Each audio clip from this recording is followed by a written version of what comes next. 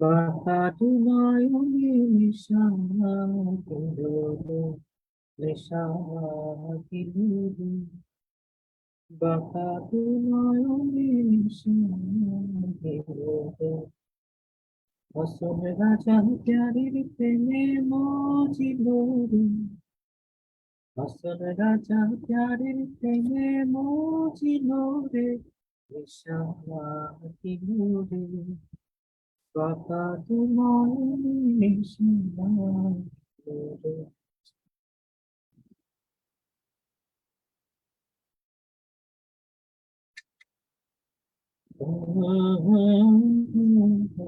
প্যারাথাইরয়েডে আসেন আপনারা সবাই। চলেন একটু আমরা প্যারাথাইরয়েডের ফিজিওলজিটা ঝালাই করে নেওয়ার চেষ্টা করি।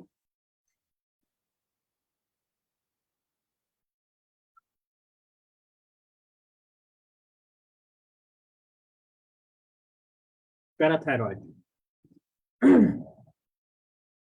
প্যারাথাইরয়েড দুইটা কাজ করে মেইন। একটা হলো সে ব্লাডে ক্যালসিয়াম বাড়ায়।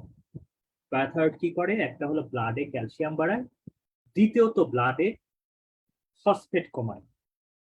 প্যারাথাইরয়েডের দায়িত্ব হলো দুইটা, একটা হলো ব্লাডে ক্যালসিয়াম বাড়ানো, দ্বিতীয়ত ব্লাডে ফসফেট কমানো। কেন? ব্লাডে ফসফেট বেড়ে গেলে সে ক্যালসিয়ামের সাথে বাইন্ড করে ক্যালসিয়াম ফসফেট তৈরি করবে, এতে কিন্তু ব্লাডে ক্যালসিয়াম লেভেল কমে যাবে। সো প্যারাথাইরয়েডের যে মুখ্য একটা দায়িত্ব ছিল ব্লাডে ক্যালসিয়াম বাড়ানো, সেই দায়িত্বটা কিন্তু ভালো মতো পালন করা হবে না। এই জন্য প্যারাথাইরয়েডের মেইন যে দুইটা কাজ, সেটা হলো ব্লাডে ক্যালসিয়াম বাড়ানো আর একটা হলো ব্লাডে ফসফেট কমানো। তো কিভাবে ব্লাডে ক্যালসিয়াম বাড়াবে সে? এক নম্বর হলো ক্যালসিয়াম রিঅ্যাবজর্পশন রেনাল টিউবুল থেকে বাড়াবো। রেনাল টিউবুল থেকে ক্যালসিয়াম রিঅ্যাবজর্পশন বাড়ায় দিবে, সুতরাং ব্লাডে বেশি বেশি ক্যালসিয়াম চলে আসবে। দ্বিতীয়ত, সে বেশি বেশি ভিটামিন ডি কে অ্যাক্টিভেশন করবে। তো বেশি বেশি বেশি ভিটামিন ডি অ্যাক্টিভেশন হলে ভিটামিন ডি এর আবার একটা ফাংশন আছে, সেটা হলো ভিটামিন ডি জিআইটি থেকে ক্যালসিয়াম অ্যাবজর্পশন করে। তার মানে ইনডাইরেক্টলি কিন্তু আহ, এইভাবে ভিটামিন ডি অ্যাক্টিভেশনের মাধ্যমে কিন্তু ব্লাডে ক্যালসিয়াম বাড়াচ্ছে সে। তিন নম্বর তিন নম্বর হলো বোন ডিমিনারালাইজেশন, অর্থাৎ বোনস থেকে ক্যালসিয়াম ভেঙে ভেঙে ব্লাডে নিয়ে আসবে, এতেও ক্যালসিয়াম বেড়ে যাবে। এই কয়েক পদ্ধতিতে ব্লাডে প্যারাথাইরয়েড ক্যালসিয়াম বাড়ায়। আর ফসফেট কিভাবে কমাবে parathyroid? Parathyroid phosphate excretion, renal tubule দিয়ে ফসফেট এক্সক্রিশন বাড়ায় দেয়, এতে ফসফেট বেশি বেশি এক্সক্রিটেড হয়ে যায়, সো ফসফেট কমে যায়। ওকে, এখন হাইপার প্যারাথাইরয়েডিজমের ব্যাপারগুলো দেখি।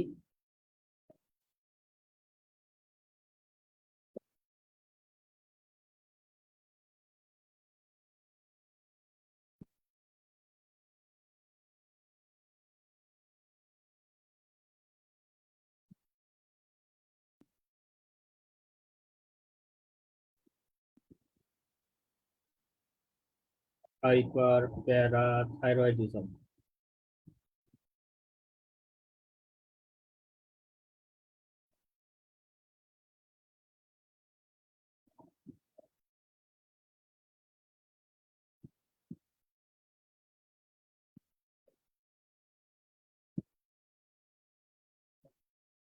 নেশালা পাচ্ছি না।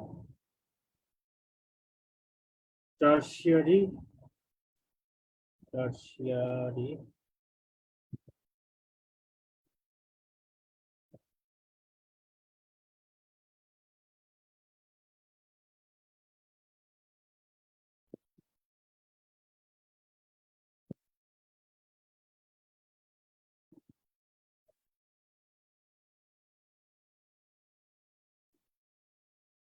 বুঝছে, এটা হাতেই লিখতে হবে আমার।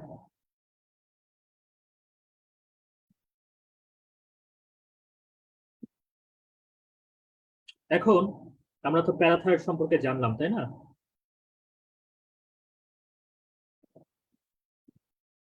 এখন হাইপার প্যারাথাইরয়েডিজম কি কি হতে পারে এটা একটু বলে নেই।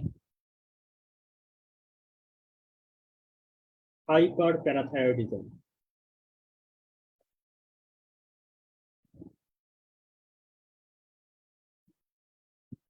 এটা তিন রকমের হতে পারে।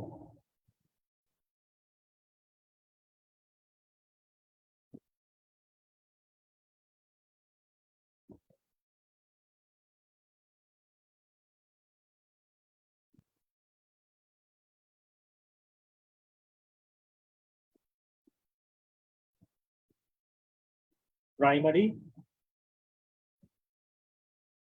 Secondary, last but not the least tertiary. Primary hyper parathyroidism মানে হলো parathyroid itself excess parathyroid hormone secret করতেছে। সো এখানে কি হবে,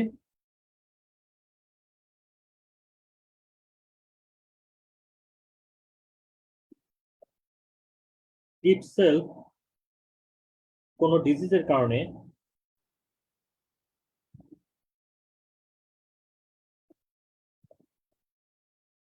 এক্সেস পিটিএস রিলিজ করতেছে। যেমন বলা যেতে পারে প্যারাথাইরয়েড অ্যাডিনোমা।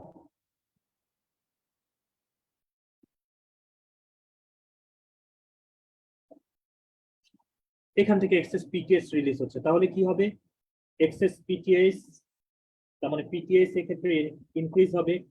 পিটিএস ইনক্রিজ হলে কি হবে, ক্যালসিয়াম কি হবে, ক্যালসিয়াম ব্লাডে বেড়ে যাবে, ক্যালসিয়াম ইনক্রিজ হবে। ফসফেট কি হবে, যত প্যারাথাইরয়েড রিলিজ হবে তত ফসফেটকে সে বের করে দেবে, সুতরাং ফসফেট ডিক্রিজ করবে। এটা হলো প্রাইমারি হাইপার প্যারাথাইরয়েডিজমে পাবো আমরা। এখন সেকেন্ডারি হাইপার প্যারাথাইরয়েডিজম মানে হলো অন্য কোনো ডিজিজের কারণে যদি প্যারাথাইরয়েড হরমোন বেশি রিলিজ হয়।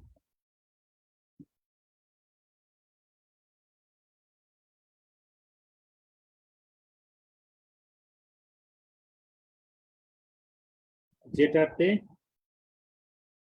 হাইপোক্যালসিমিয়া হয়,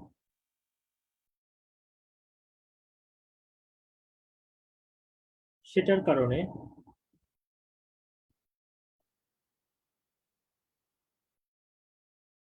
যদি পিটিএস বেশি রিলিজ হয়।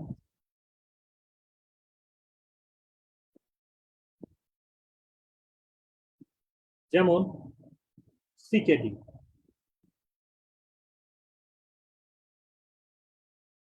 সিকেডিতে ভিটামিন ডি ভালো মতো তৈরি হবে না, সুতরাং হাইপোক্যালসিমিয়া হবে।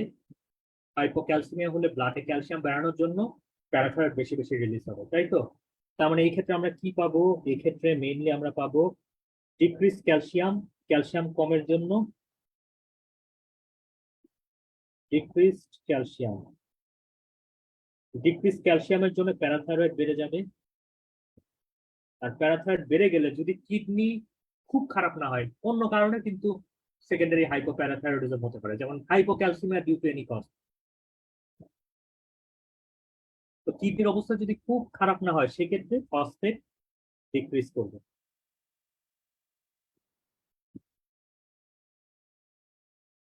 ঠিক আছে। আর টার্সিয়ারিটা কি, টার্সিয়ারিটা হলো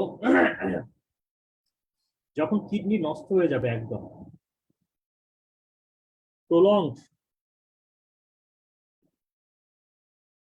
state of CKD, prolong state of সিকেডিতে আমরা জানি ফসফেট এক্সক্রিশন করে, কিডনি ফসফেটকে এক্সক্রিশন করে, তাই না? মানে প্যারাথাইরয়েড ফসফেটকে এক্সক্রিশন করে। তো প্রলং স্টেট অফ সিকেডিতে there will be decrease phosphate excretion, কারণ কিডনি নষ্ট। ফসফেট এক্সক্রিশন হওয়া মানে হলো ফসফেট ব্লাডে বেড়ে যাবে। ফসফেট ব্লাডে বাড়লে কি হবে, এটাও একটা নেগেটিভ ফিডব্যাক মেকানিজম, কারণ আমরা জানি প্যারাথাইরয়েড সবসময় ফসফেটকে ব্লাড থেকে কমাচ্ছে, তার মানে ফসফেট যত ব্লাডে বাড়তে থাকবে সেটাকে কমানোর জন্য সেই ইন্টেনশন নিয়ে প্যারাথাইরয়েড তত বেশি বেশি সিক্রেট হবে। তার মানে এখানে কন্ডিশন কি হচ্ছে? কন্ডিশন হচ্ছে হলো ফসফেট হাইলি এলিভেটেড, সেটার কারণে ফসফেটকে কমানোর জন্য প্যারাথাইরয়েডও বেশি বেশি রিলিজ হবে, এবং প্যারাথাইরয়েড বেশি বেশি রিলিজ হওয়ার কারণে প্যারাথাইরয়েড তো শুধু ফসফেটকে কমানোর চেষ্টা করবে না, সে কি করবে? ব্লাডে ক্যালসিয়ামও বাড়াবে, বোনস ডিমিনারেলাইজেশন করবে, সুতরাং ব্লাডে ক্যালসিয়ামও বাড়বে।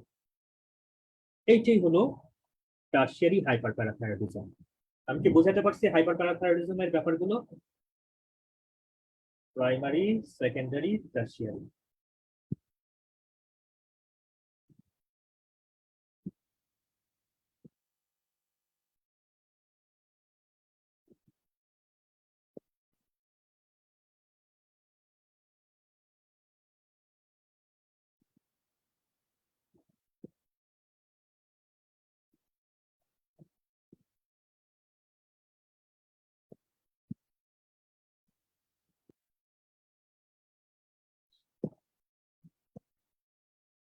তো এটা মনে রাখবো।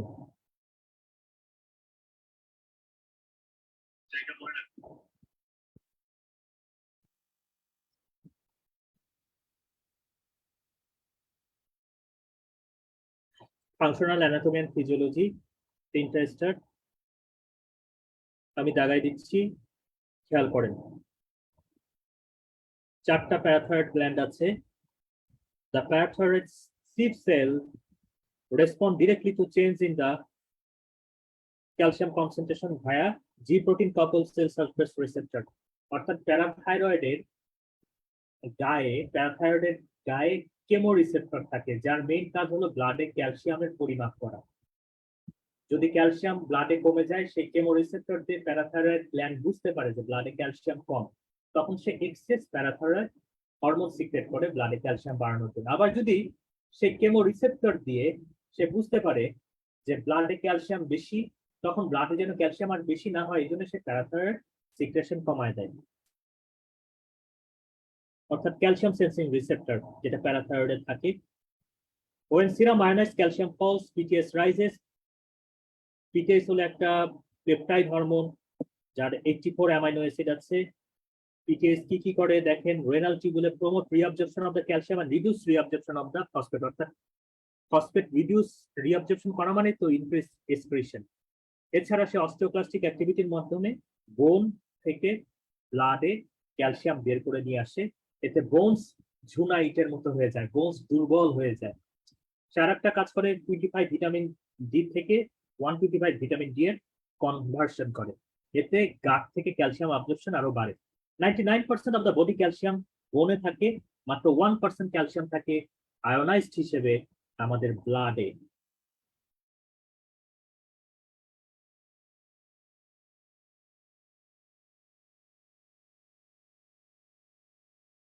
prolonged, এখানে দেখেন, prolonged exposure to bone to high level of PTS associated with increased osteoclastic activity and new bone formation। অর্থাৎ কারো যদি পিটিএস প্রলং পিরিয়ডের জন্য বেশি থাকে, তাহলে সেটা বডিতে অস্টিওক্লাস্টিক অ্যাক্টিভিটি এবং অস্টিওব্লাস্টিক অ্যাক্টিভিটি অর্থাৎ নিউ বোন তৈরি এবং বোন ভাঙা দুইটা অ্যাক্টিভিটি বাড়ায় দেয়। তবে নেট ইফেক্ট দেখা গেছে mobilisation of the calcium from the bone into the extracellular fluid. অর্থাৎ মেইনলি কিন্তু যদিও পিটিএস অস্টিওক্লাস্টিক অ্যাক্টিভিটি বা বোন ভাঙা এবং অস্টিওব্লাস্টিক অ্যাক্টিভিটি বা বোন তৈরি করা দুইটা ইফেক্টই বাড়ায় দেয়, তবে নেট ইফেক্ট হিসেবে দেখা গেছে সে মেইনলি অস্টিওব্লাস্টিক অ্যাক্টিভিটি বাড়ায় দেয়, মানে বেশি থাকে। এতে কি হয়, বোনস থেকে ক্যালসিয়াম ব্লাডে বেশি মোবিলাইজড হয়। এখানে এই কথা বলা হয়েছে।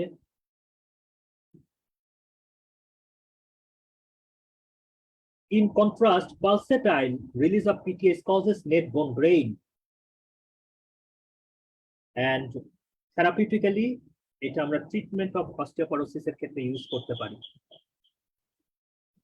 তারপরে পালসেটাইল রিলিজ হলে বোন গেইন হবে, প্রলং রিলিজ হলে বা প্রলং এক্সপোজার হলে বোন লস হবে। দুইটা কথা লিখে রাখেন। পালসেটাইল যেটা আমাদের নর্মাল বডিতে হয়, পালসেটাইল পিটিএস পালসেটাইল ভাবে রিলিজ হয়। তো সেক্ষেত্রে বোন অস্টিওব্লাস্টিক অ্যাক্টিভিটি দেখা যায় বেশি হয়, বোন গেইন হয়। কিন্তু প্রলং যখন এক্সপোজার হবে পিটিএইচ এর, তখন কি হবে, অস্টিওব্লাস্টিক অ্যাক্টিভিটিটা বেশি হবে এবং বোন লস হবে।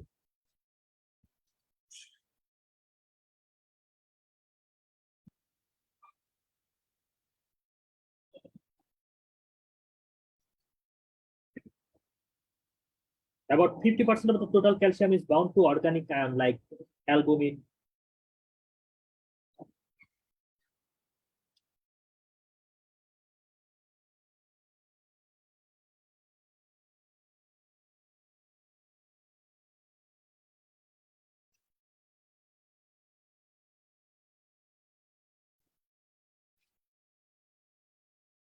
আচ্ছা, তারপরে ক্যালসিটোনিন প্যারাফলিকুলার সি সেল থেকে রিলিজ হয়, যেটার হাইপোক্যালসিমিয়া করার কথা, কিন্তু এটা টিউমার মার্কার হিসেবে কাজ করে মেডুলারি কার্সিনোমার। এটা তেমন কোনো ক্লিনিক্যাল ইফেক্ট থাকে না, যদিও হাইপোক্যালসিমিয়া করার কথা।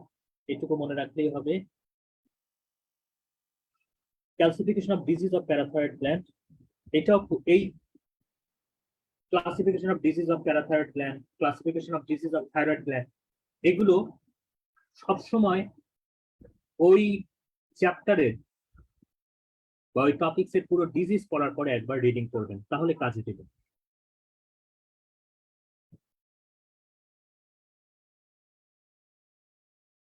যেমন প্রাইমারি কজ অফ হাইপারপ্যারাথাইরয়েডিজম, দেখেন প্রাইমারি কজ অফ হাইপারপ্যারাথাইরয়েডিজম বা primary cause of increased PTS,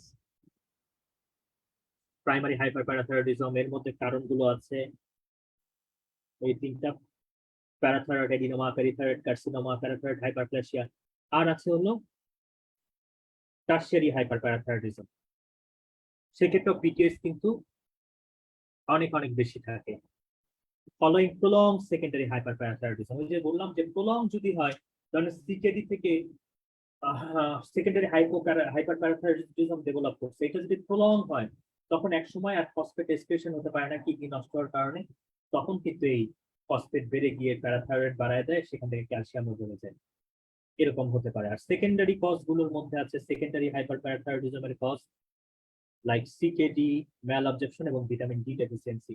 এই সবগুলোর ক্ষেত্রেই ক্যালসিয়াম ব্লাডে কমে যাবে, যার কারণে আলটিমেটলি পিটিএস বেড়ে যাবে। হরমোন ডেফিসিয়েন্সি, এগুলো করে ফেলবেন বাকিগুলো। কজেস অফ হাইপার ক্যালসেমিয়া,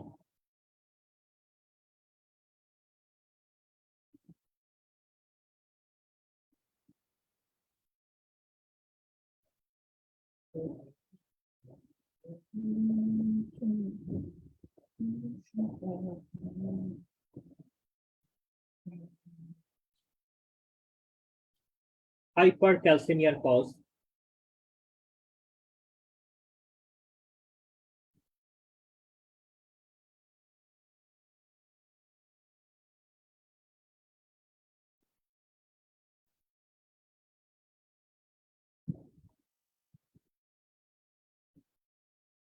ওকে। প্রথমে হলো হাইপার ক্যালসিমিয়া, মানে আমার ব্লাডে ক্যালসিয়াম লেভেল বেড়ে যাওয়া। তো হাইপার ক্যালসিমিয়া হতে পারে যে ব্লাডে ক্যালসিয়াম বেড়ে যাবে এবং তার সাথে প্যারাথাইরয়েড হরমোনও বেড়ে যাবে। যেমন কি কি কারণ হতে পারে সেটা খুবই ইম্পর্টেন্ট কিন্তু। Hyper calcaemia with increase parathyroid level, এক নম্বর কজ হলো primary hyper parathyroidism. Primary hyper প্যারাথাইরয়েডিজমের মধ্যে আছে প্যারাথাইরয়েড অ্যাডিনোমা, প্যারাথাইরয়েড কার্সিনোমা। এই যে প্যারাথাইরয়েড অ্যাডিনোমা, প্যারাথাইরয়েড কার্সিনোমা, সে এক্সেস পিটিএস রিলিজ করবে, আর এই excess PTS ultimately hyper calcaemia করবে। এর সাথে মনে রাখতে পারে টারশিয়ারি হাইপার প্যারাথাইরয়েডিজম, কারণ সেখানেও প্যারাথাইরয়েড বাড়ে এবং ব্লাডে ক্যালসিয়াম বেড়ে যায়। এটা হলো hyper calcaemia with elevated parathyroid level. আর হতে পারে হাইপার ক্যালসিমিয়া উইথ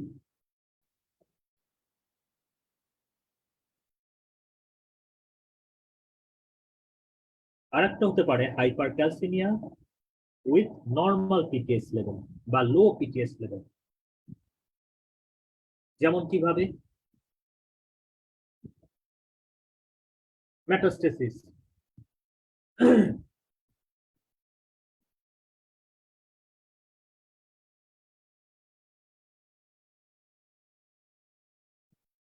বোনসে যে ম্যালিগনেন্সি গুলো মেটাস্টেসিস করে, বিশেষ করে লাং, ব্রেস্ট, থাইরয়েড, এই টিউমার গুলো বোনসে মেটাস্টেসিস করে, এবং বোনসে মেটাস্টেসিস করে বোনসের ক্যালসিয়াম গুলোকে ব্লাডে পাঠায় দেয়। তাহলে সেক্ষেত্রে কি হবে? ব্লাডে ক্যালসিয়াম বেড়ে যাচ্ছে, কিন্তু এই ক্যালসিয়াম বাড়ার পেছনে প্যারাথাইরয়েডের কোনো হাত নাই। ঠিক আছে, আরো কারণ আছে, পড়বো এটা নিয়ে।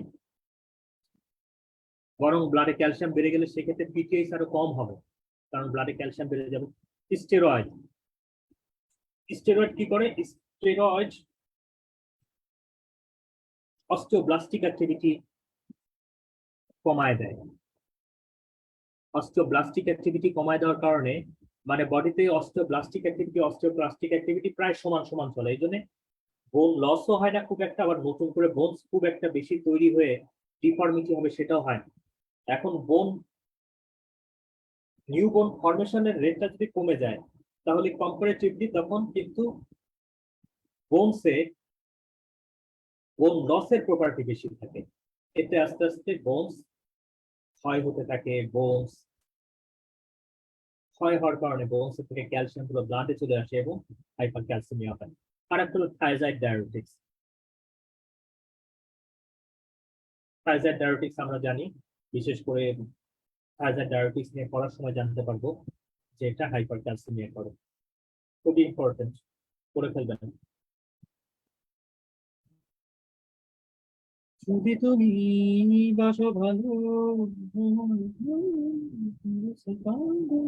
যদি তুমি বাসো ভালো।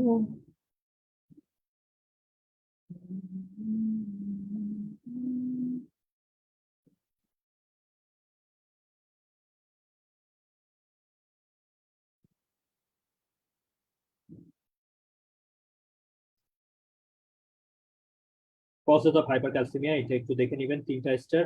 Normal or elevated parathyroid hormone, অর্থাৎ hypercalcaemia normal or elevated parathyroid hormone, এর মধ্যে দেখেন প্রাইমারি টারশিয়ারি হাইপারপ্যারাথাইরয়েডিজম আছে। তারপরে লিথিয়াম ইন্ডুস হাইপারপ্যারাথাইরয়েডিজম আছে। কিভাবে আমি বুঝাই দিব, ফ্যামিলিয়াল হাইপোক্যালসিউরিক হাইপারক্যালসিমিয়া আছে।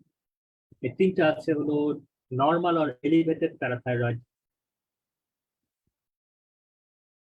লেভেল উইথ হাইপারক্যালসিমিয়ার সাথে, আর উইথ লো পিটিএস লেভেলের মধ্যে আছে hypercalcaemia with low PTS level, malignancy like lung, breast, myeloma, lymphoma, thyroid etcetera. এর সাথে যদি কোনোভাবে ভিটামিন ডি ইনটক্সিকেশন হয়, যত ভিটামিন ডি ইনটক্সিকেশন হবে তত ক্যালসিয়াম রিঅবজেকশন হবে, ক্যালসিয়াম যত রিঅবজেকশন হবে পিটিএস তত কম হবে। থাইরোটক্সিকোসিস, থাইরোটক্সিকোসিস কি করে? থাইরয়েড গ্ল্যান্ডও কিন্তু প্যারাথাইরয়েড গ্ল্যান্ডের মতো বোন রিজর্পশন বাড়ায় দেয়, বোন থেকে ভেঙে ভেঙে ক্যালসিয়াম ব্লাডে পাঠায় দেয়। বোনস থেকে ভেঙে ভেঙে ক্যালসিয়াম যখন ব্লাডে চলে আসবে, তখন ব্লাডে ক্যালসিয়াম বেড়ে যাওয়ার কারণে পিটিএস কিন্তু কমে যাবে।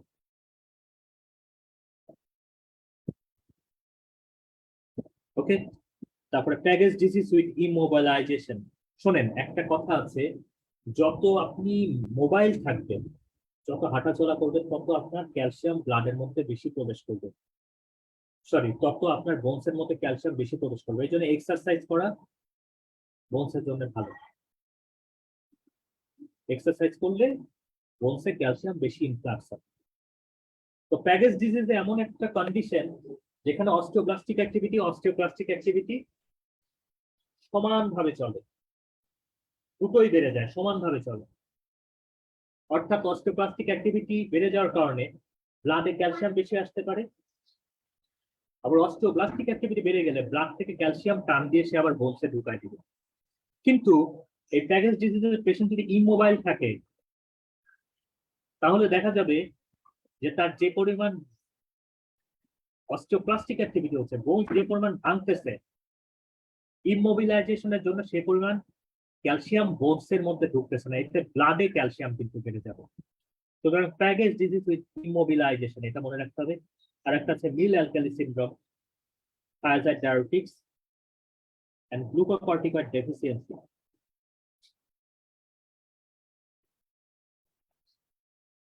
Glucocorticoid deficiency তে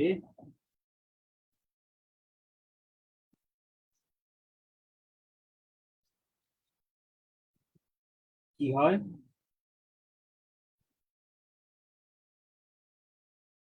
ডিহাইড্রেশন। গ্লুকোকর্টিকয়েড ডেফিসিয়েন্সি মানে অ্যাডিসোনিয়ান ডিজিজ বা অ্যাডিসোনিয়ান ক্রাইসিস। তো গ্লুকোকর্টিকয়েড নিজেও সোডিয়াম ওয়াটার রিটেনশন করে, সুতরাং গ্লুকোকর্টিকয়েড ডিফিসিয়েন্সি হলে দেয়ার উইল বি ডিহাইড্রেশন। আর ডিহাইড্রেশন হলে কি হবে? ধরেন 10 জগ পানির মধ্যে আপনি 5 চামচ ক্যালসিয়াম দিচ্ছেন, মানে 1 বালতি পানির মধ্যে আপনি 5 চামচ ক্যালসিয়াম দিচ্ছেন, আবার 1 গ্লাস পানির মধ্যে আপনি 5 চামচ ক্যালসিয়াম দিচ্ছেন। কোন জায়গার ক্যালসিয়াম কনসেন্ট্রেশন বেশি হবে? গ্লাসের মধ্যে পানির না? ঠিক একইভাবে যখন ডিহাইড্রেশন হবে তখন ব্লাড ভলিউম কমে যাওয়ার কারণে ক্যালসিয়ামের কনসেন্ট্রেশন কিন্তু এক্ষেত্রে রিলেটিভলি বেড়ে যাবে। সুন্দর করে পড়ে ফেলেন, আমি একবার পড়ি, আমারও তো ভবিষ্যতে লাগবে। With normal or elevated PTH, primary tertiary hyperparathyroidism, lithium-induced hyperparathyroidism, or familial hypocalciuric hypercalcemia. With low PTH level, malignancy, তারপরে vitamin D toxicity, thyrotoxicosis, package disease with immobilisation, তারপরে হলো গ্লুকোকর্টিকয়েড ডেফিসিয়েন্সি, থাইরয়েড ডায়াবেটিস, মনে রাখতে হবে।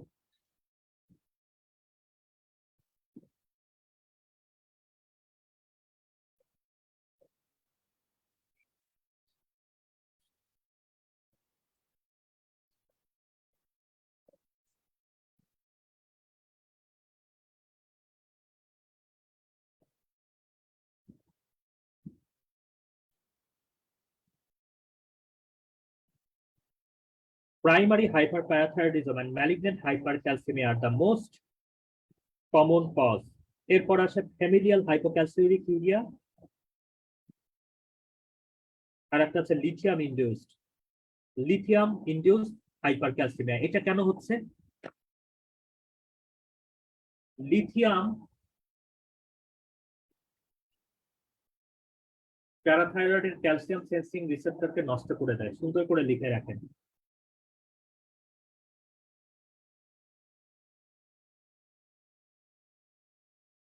Decrease sensitivity of calcium sensing receptor.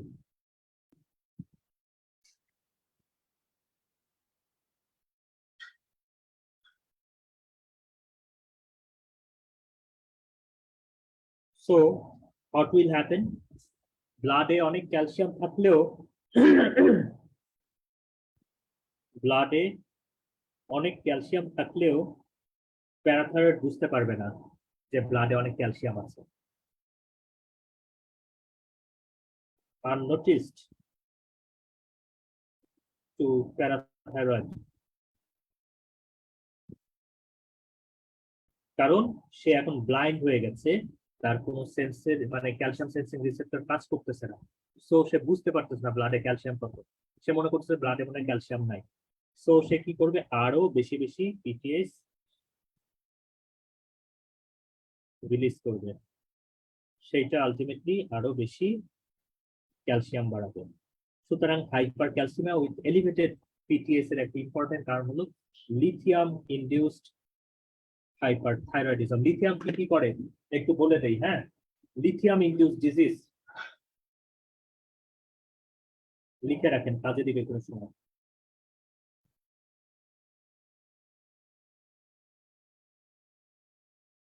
Lithium এক করে হলো hypercalcaemia,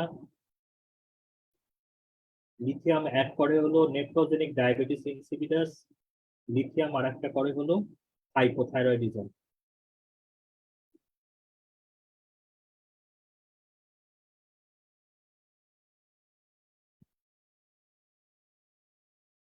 ওকে, তিনটাই কিন্তু endocrine disease.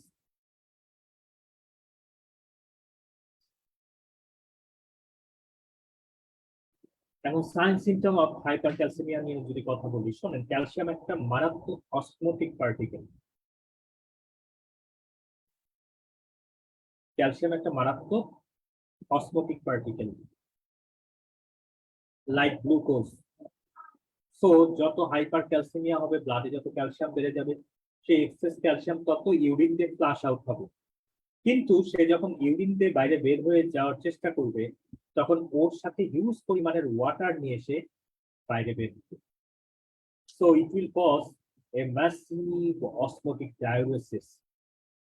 So patient will present with polyuria, আর পলিউরিয়ার জন্য আবার পলিডিপসিয়া ডেভেলপ করবে, বেশি প্রস্রাব করবে, ফসফোরিসেপ্টর স্টিমুলেটেড হবে এবং পলিডিপসিয়া ডেভেলপ করবে। এছাড়া হাইপার ক্যালসিমিয়া এবং হাইপোক্যালেমিয়া, এই দুইটা electrolyte condition nephrogenic diabetes insipidus তৈরি করে।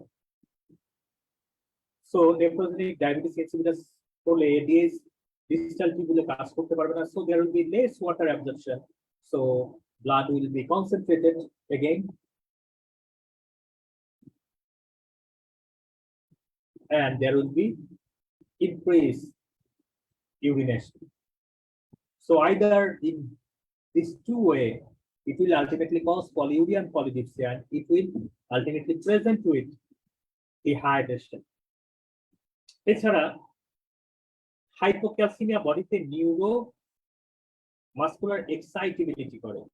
হাইপোক্যালসিমিয়া বডিতে নিউরো মাসকুলার এক্সাইটেবিলিটি করে, যেমন টিটেনি। তাহলে হাইপার ক্যালসিমিয়া কি করবে? ওইটার উল্টো।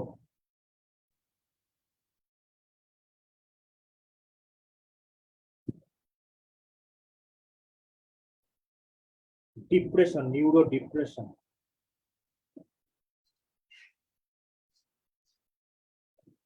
সো পেশেন্ট লিথার্জি ডিপ্রেশন নিয়ে প্রেজেন্ট করবে, সাইকিয়াট্রিক ডিপ্রেশন নিয়ে প্রেজেন্ট করবে, তারপরে বাউল মুভমেন্ট স্লো হয়ে যাবে, তো কনস্টিপেশন নিয়ে প্রেজেন্ট করবে। এই তো পেশেন্ট পলিউরিয়া পলিডিপসিয়া নিয়ে প্রেজেন্ট করতেছে, রেনাল কোলিক নিয়ে প্রেজেন্ট করতেছে, পেপটিক আলসারেশন, নাউসিয়া এগুলো নিয়ে প্রেজেন্ট করতেছে।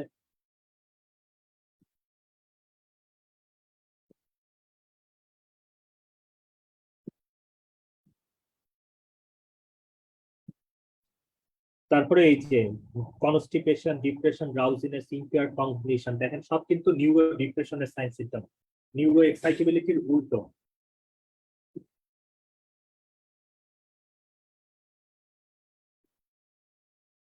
তো classical symptoms of primary hyper parathyroidism, যেটার কারণে হাইপার ক্যালসিমিয়া হয়, সেগুলো হলো দেখেন বোন স্টোন, অ্যাবডোমিনাল গ্রোন, আর সাইক্রেটিক মোন। লিখে রাখেন সাইক্রেটিক মোন। বোনস কি হবে? এই যে এক্সেস ক্যালসিয়াম ব্লাডে ভেঙে ভেঙে আসতেছে, বোনস ক্ষতিগ্রস্ত হবে, বোন পেইন থাকতে পারে। এক্সেস ক্যালসিয়াম রেনাল টিউবুল দিয়ে পাস করার সময় সেই স্টোন ফর্মেশন করতে পারে, তার মানে বোন স্টোন। তারপরে রেনাল কোলিক হতে পারে, সেখান থেকে অ্যাবডোমিনাল গ্রোন অর্থাৎ ব্যথা। আর সাইক্রেটিক মোন, ওই যে ডিপ্রেশন হচ্ছে, সাইক্রেটিক কন্ডিশন হচ্ছে, চিল্লাচিল্লি করতে পারে পেশেন্ট, সাইক্রেটিক মোন।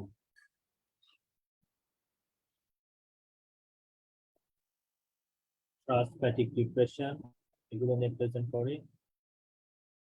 Hypertension is common feature of hyperparathyroidism.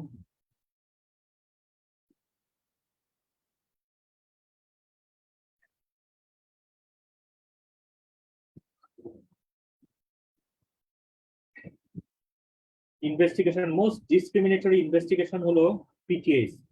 PTS যদি এলিভেটেড হয় তাহলে হাইপার ক্যালসিয়ামের সাথে যদি পিটিএস এলিভেটেড হয় তাহলে মোস্ট প্রবাবলি প্রাইমারি হাইপারপারাথাইরয়েডিজম। আর যদি এর সাথে high plasma level, high plasma phosphate level, alkaline phosphate level থাকে, তাহলে মনে করতে হবে টারশিয়ারি হাইপারপারাথাইরয়েডিজম। অলরেডি আমি বলছি যে ব্লাডে ফসফেট লেভেল বেড়ে গেলে মনে করতে হবে টারশিয়ারি হাইপারপ্যারাথাইরয়েডিজম।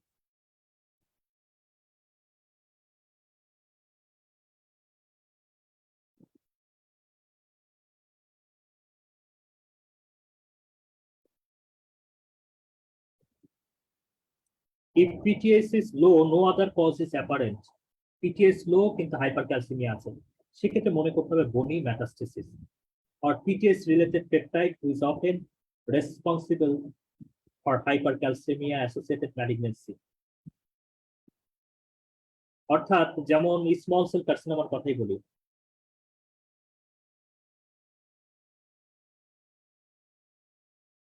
সেখানে ওই টিউমার মাস থেকে parathyroid hormone like peptide release হয়, এবং এই parathyroid hormone like peptide ultimately parathyroid যে কাজগুলো করে ওরাও সেগুলো করতে থাকে, ব্লাডে ক্যালসিয়াম বাড়াবে।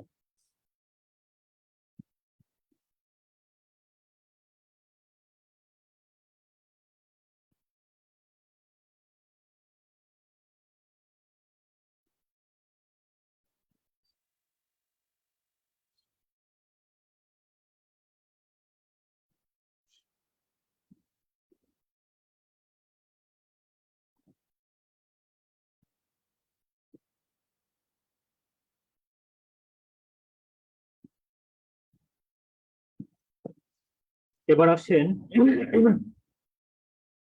হাইপোক্যালসিমিয়া।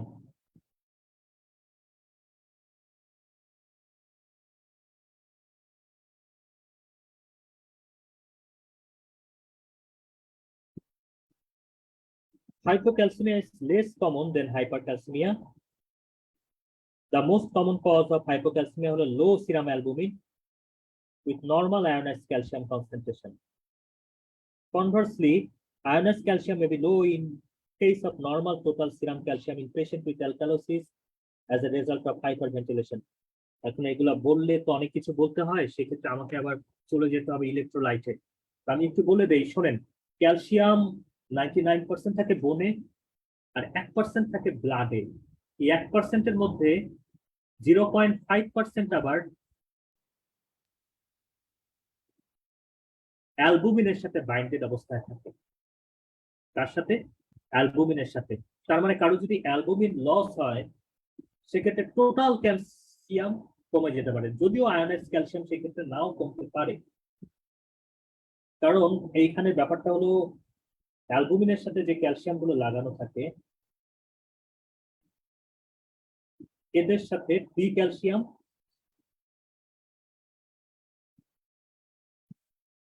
বা আয়োনাইজড ক্যালসিয়াম সবসময় একটা সম্পর্ক মেনটেন করে।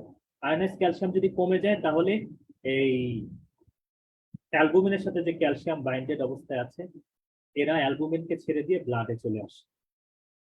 তার মানে টোটাল ক্যালসিয়াম কমে গেলেও অনেক সময় যে পরিমাণ ক্যালসিয়াম অ্যালবুমিনের সাথে বাইন্ডেড অবস্থায় আছে সেগুলো দিয়ে আয়োনাইজড ক্যালসিয়াম ব্যালেন্স করা সম্ভব।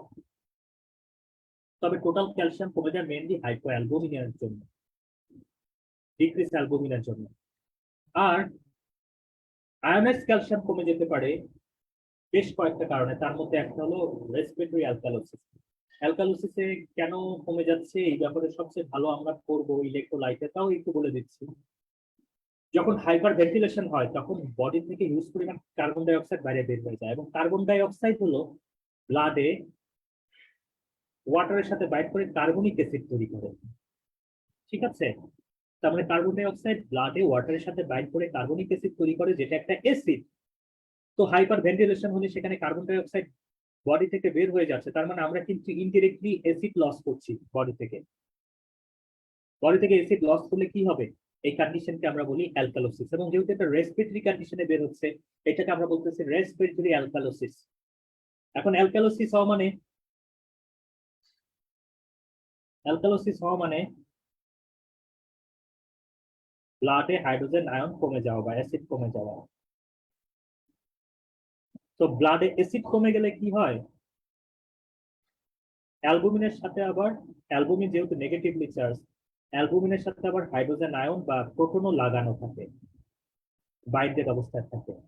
তো ব্লাডে যখন হাইড্রোজেন আয়ন কমে যায়, তো ব্লাডের হাইড্রোজেন আয়নকে ব্যালেন্স করার জন্য, অর্থাৎ অ্যাসিডকে ব্যালেন্স করার জন্য এই হাইড্রোজেন আয়নগুলো অ্যালবুমিনকে ছেড়ে ব্লাডে চলে আসে। এতে কি তৈরি হয়, এই অ্যালবুমিনের এই জায়গায় একটা ভ্যাকেন্ট স্পেস তৈরি হয়, সেই ভ্যাকেন্ট স্পেসে গিয়ে জমা হতে থাকে আমাদের ionised calcium.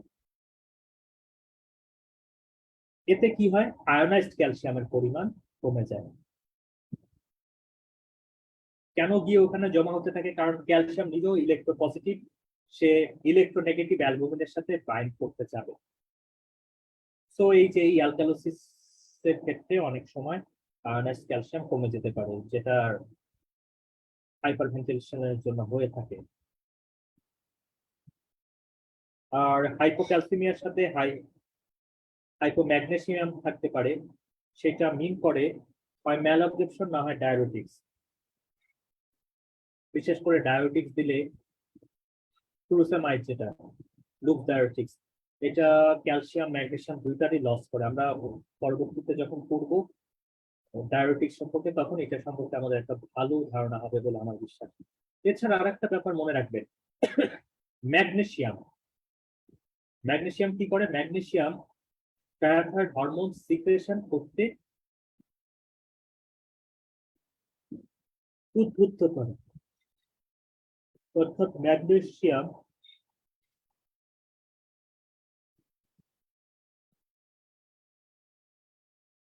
Parathyroid hormone release. So magnesium কমে গেলে that will be decreased parathyroid condition and that will lead to decreased calcium. অনেক কিছু বললাম আর কি, পড়ে নিবেন।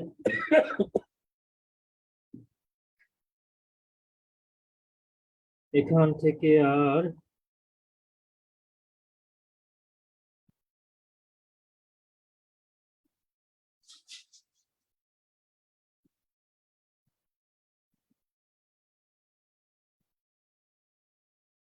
ক্লিনিক্যাল ফিচার হলো, মূল কথা লিখে রাখেন, নিউরোমাসকুলার এক্সাইটেবিলিটি।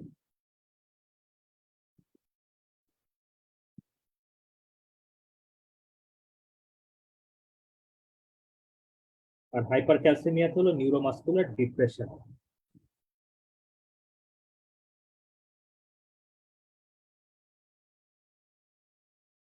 যেমন characterized by muscle spasm due to excess excitability of the peripheral nerve, neuromuscular excitability। সেখান থেকে টিটেনি ডেভেলপ করতে পারে, the triad of carpopedal spasm, stridor and convulsion।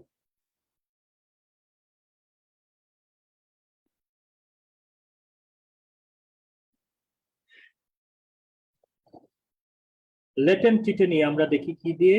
ট্রোজাওসাইন and ভোস্টোক্সাইন। ট্রোজাওসাইন কি? আমরা এই এখানে বিপি মেশিন বেঁধে রাখি, সিস্টেলিক প্রেসারের থেকে 20 মিলিমিটার মার্কারি বেশি, 3 মিনিটের মতো রাখি, 3 মিনিটের মতো রাখি, 5 মিনিট রাখি আর কি মেইনলি। তো যাদের ল্যাটেন্ট হাইপোক্যালসিমিয়া আছে, তাদের এই যে এই নার্ভটা চাপা পড়ে এক্সাইটেবিলিটি হয়ে তাদের কার্পোপ্যাডাল স্পাজম তৈরি হবে, এবং তখন আমরা বুঝতে পারবো যে নিউরোমাসকুলার হাইপার অ্যাক্টিভিটি আছে, সো পেশেন্টের হাইপোক্যালসিমিয়া আছে।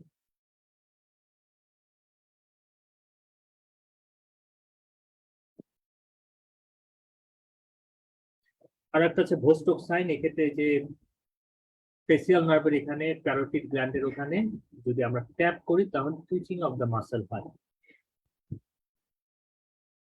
Hypocalcaemia cause papilloedema, prolongation of QT interval, এটা মনে রাখতে হবে, এবং ভেন্ট্রিকুলার অ্যারিথমিয়া খুবই important. Papilloedema, prolongation of ECG or QT interval and ventricular arrhythmia.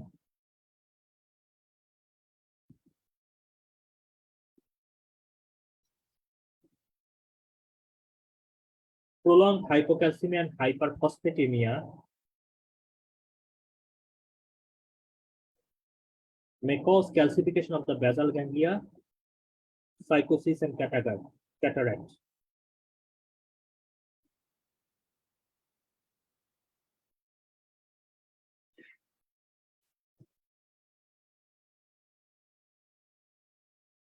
মানে হাইপোক্যালসিমিয়া আর হাইপারফসফেটেমিয়া, এটা মেইনলি হয় হলো হাইপোপ্যারাথাইরয়েডিজমের। সেক্ষেত্রে এক্সেস ফসফেট বেসাল গ্যাংলিয়াতে ক্যালসিফিকেশন করতে পারে, এখানে এই কথা বলা হয়েছে। যাই হোক,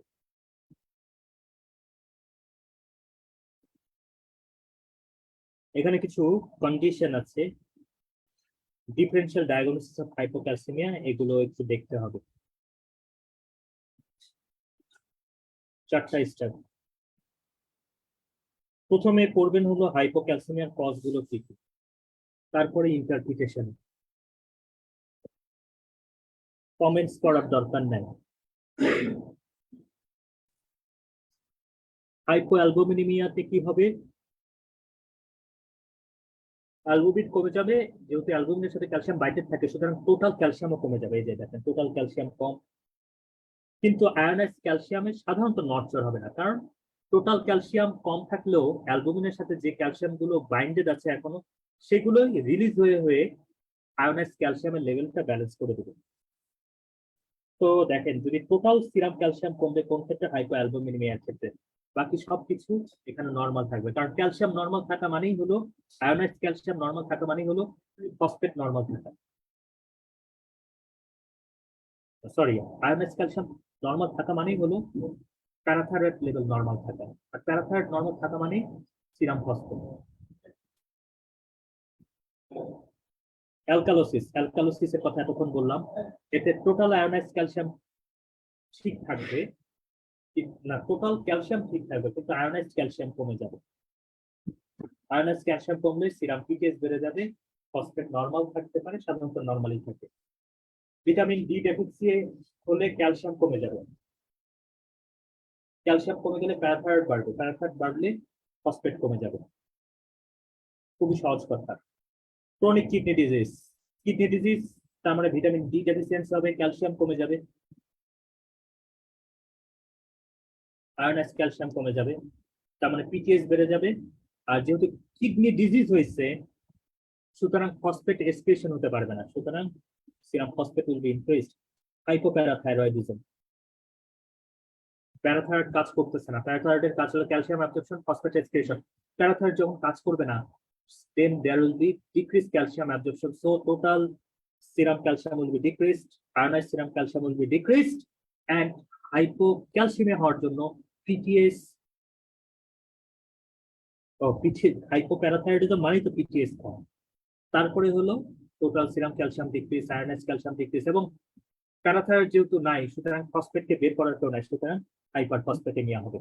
সিউডো হাইপোপ্যারাথাইরয়েডিজম, অর্থাৎ এখানে প্যারাথাইরয়েড হরমোন রিলিজ হচ্ছে, কিন্তু প্যারাথাইরয়েড হরমোন তার রিসেপ্টরের উপরে ভালো কাজ করতে পারতেছে না। So there will be increase parathyroid hormone level, but there will be less calcium and increase phosphate, কারণ কাজ করতে পারতেছে না প্যারাথাইরয়েড।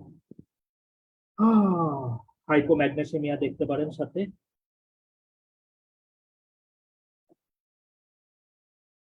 হাইপোম্যাগনেসিমিয়া, সুতরাং প্যারাথাইরয়েড রিলিজ হবে না, প্যারাথাইরয়েড ডিক্রিজ। প্যারাথাইরয়েড ডিক্রিজ মানে হলো ক্যালসিয়াম কম, আর প্যারাথাইরয়েড রিলিজ কম হওয়া মানে হলো ফসফেট বেশি। এইটুকু বুঝতে পারছেন?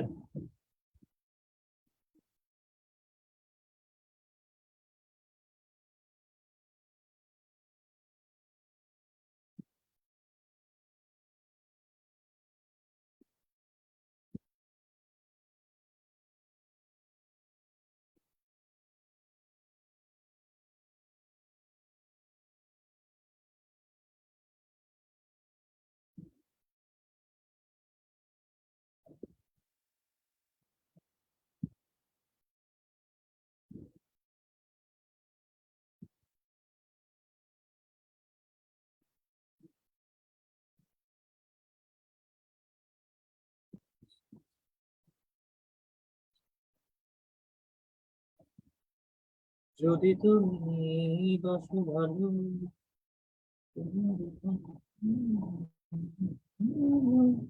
যদি তুমি বাসো ভালো,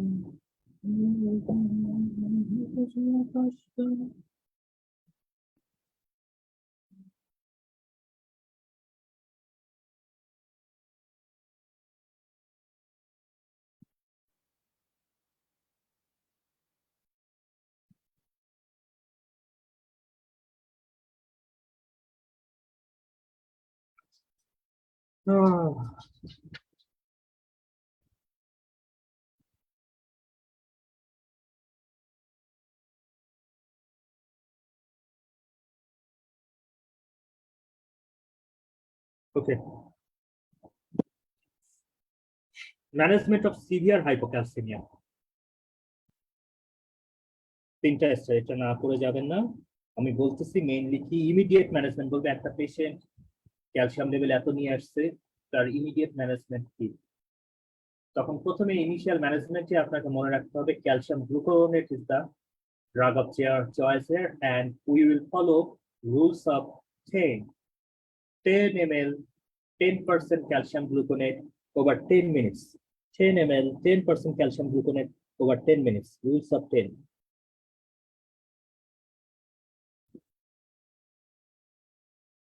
তারপরে যেহেতু পেশেন্টের এইটাই, এবং ক্যালসিয়াম গ্লুকোনেজ দেওয়ার সময় অবশ্যই কার্ডিয়াক মনিটরিং লাগবে। আর সাথে যদি হাইপোম্যাগনেসিমিয়া থাকে তাহলে তার সাথে 50 মিলিমোল ম্যাগনেসিয়াম ক্লোরাইড দিব আমরা। এতটুকু লাগবে না, জাস্ট মনে এইভাবে কোশ্চেন দিতে পারে যে what is the immediate management of this patient, তখন মনে রাখতে হবে 10% 10 ml calcium gluconate over 10 minute, এবং কার্ডিয়াক মনিটরিং এর মাধ্যমে এটা দিতে হয়, কারণ ক্যালসিয়ামও অ্যারিথমিয়া করতে বেশ পছন্দ করে। নতুন ব্যাচ খুলতেছি, পোলাপানিক বলেন।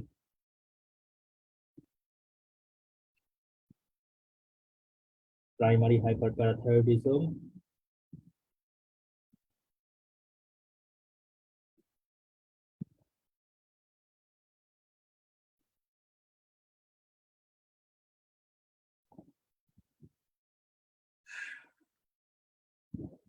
প্রাইমারি হাইপারপ্যারাথাইরয়েডিজম ব্র্যাকেটে লিখে রাখেন tumour of the parathyroid gland. Parathyroid গ্ল্যান্ডে টিউমার হবে, এই টিউমার থেকে এক্সেস পিটিএস রিলিজ হবে, এটি হলো মেইন কাহিনী। Primary hyperparathyroidism caused by autonomous secretion of PTS usually by single parathyroid adenoma। ওই যে বললাম প্যারাথাইরয়েড অ্যাডিনোমা থেকে অটোনোমাসলি, কোনো পালস ছাড়া অটোনমিকলি সব সময় প্যারাথাইরয়েড হরমোন সিক্রেশন হতে থাকবে। ঠিক আছে,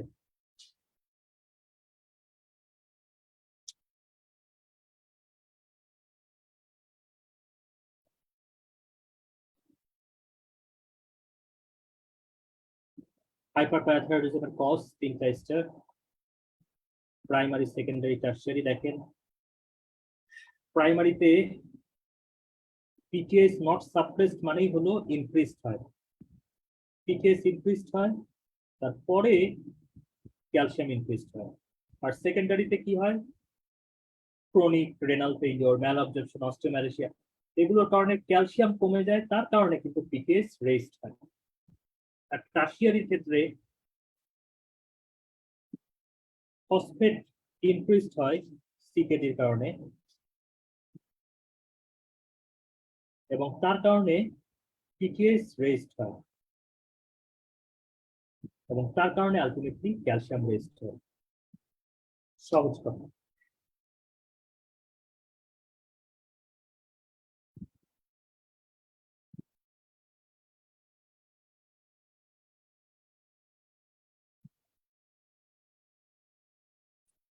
ক্লিনিক্যাল অ্যান্ড রেডিওলজিক্যাল ফিচার, ওই যে ওই কথা মনে রাখতে হবে, বোন, স্টোন, গ্রোন মানে অ্যাবডোমিনাল গ্রোন, গ্রোন, আর হলো মোন, সাইকোয়েটিক মোন। ঠিক আছে, ভেতরে পড়ি আমরা তারপরে একটু।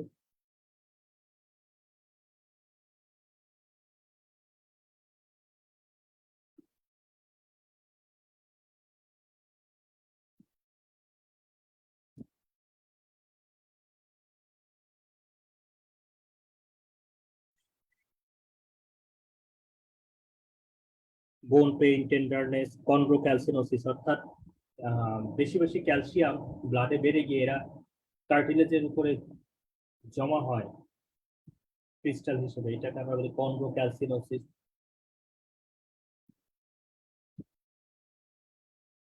এবং এই ক্রিস্টাল গুলো সবচেয়ে বেশি অ্যাফেক্ট করতে পছন্দ করে মেনিস্কি অফ দ্য নিতে, এই জন্য সিউডোভাগ সবচেয়ে নিতে বেশি হতে পছন্দ করে।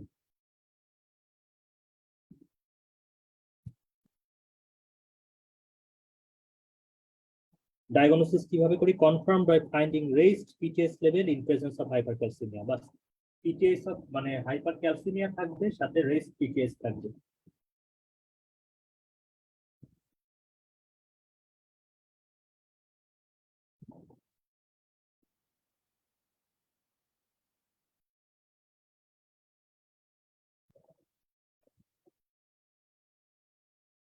Genetic testing should be considered when primary hyperthyroidism is diagnosed before age of 40, কারণ এরা মেন সিনড্রোমের সাথে জড়িত। মাল্টিপল এন্ডোক্রাইন নিওপ্লাসিয়া একটা জেনেটিক কন্ডিশন, যে জায়গায় প্রাইমারি হাইপারপ্যারাথাইরয়েডিজম থাকতে পারে। সুতরাং 24-এর নিচে হলে নেক্সট আমরা কোন টেস্ট করতে পারি? Genetic test. আমরা সেই সম্পর্কে জানবো, ভয়ের কিছু নেই, এবং সেই সম্পর্কে জানবো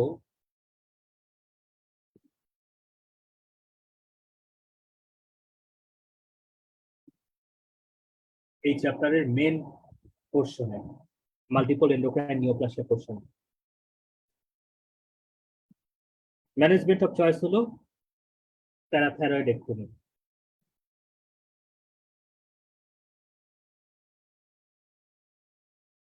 কাদের কাদের সার্জারি করতে হবে? যাদের ক্লিয়ার কাট সিমটমস আছে এবং কমপ্লিকেশন আছে, অর্থাৎ স্টোন, রেনাল ইম্পেয়ারমেন্ট, অস্টিওপোরোসিস এগুলো আছে তাদের ক্ষেত্রে। এবং এগুলো সেকেন্ড পার্টের জন্য, আসলে আপনাদের জন্য আসবে না এটা।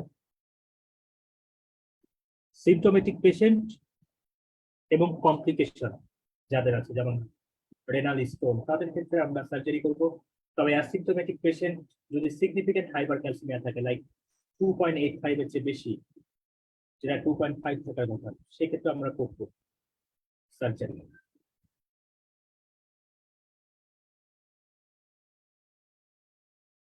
আমার মনে হয় না আর কিছু দরকার আছে। একটা ওষুধ আমরা ইউজ করি সিনাক্যালসেট, যেটা ক্যালসিমিমেটিক ইফেক্ট করে, ক্যালসিটোনিনের মতো ইফেক্ট করে, অর্থাৎ সে ব্লাডে ক্যালসিয়াম কমায়। এবং এর মেকানিজমটা দেখবেন, মানে এখান থেকে কোশ্চেন আসে কিভাবে, বলবে একটা পেশেন্টের হাইপারপ্যারাথাইরয়েডিজম আছে, কিন্তু তার অপারেশন এইমাত্র করা যাচ্ছে না, তাকে সিনাক্যালসেট দেওয়া হলো, what is the mechanism of this drug? তখন আপনারা বলবেন যে it use to enhance sensitivity of the calcium sensing receptor. যত সেন্সিটিভিটি বাড়বে রিসেপ্টরের, তত পিটিএস বেশি বেশি, মানে ক্যালসিয়াম সেন্সিং রিসেপ্টরের যত সেন্সিটিভিটি বাড়বে, তত সে প্যারাথাইরয়েড হরমোন, প্যারাথাইরয়েড গ্ল্যান্ডকে জানাবে যে ক্যালসিয়াম অনেক যথেষ্ট পরিমাণ ব্লাডে আছে, তুমি আর রিলিজ হয়ে নাও, এটা পিটিএস লেভেল কমে আসবে। ওকে, অর্থাৎ সেন্সেস কেমোরিসেপ্টরের সেন্সেশন বাড়তেছে, এতে সে খুব ভালো মতো বুঝতে পারতেছে যে ব্লাডে হাইপার ক্যালসিমিয়া আছে, তো সে পিটিএস আর রিলিজ করতে চাবে না তখন। ফ্যামিলিয়াল হাইপোক্যালসিউরিক হাইপারক্যালসিমিয়া,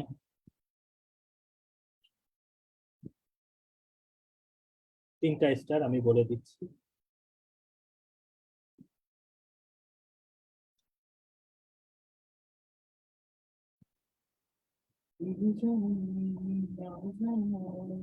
সবকিছু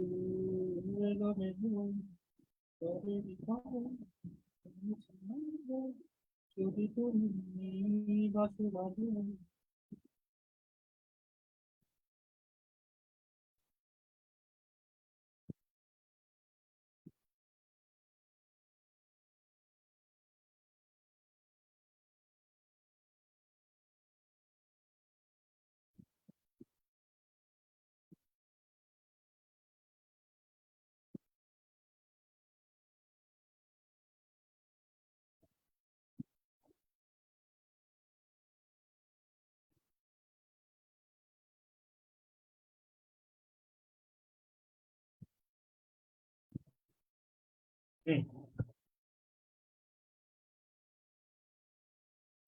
ফ্যামিলিয়াল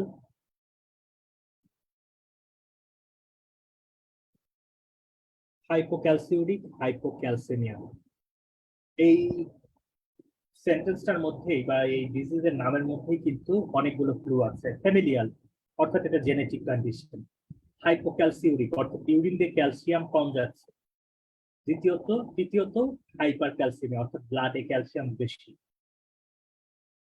তিনটা কন্ডিশন এখানে থাকবে।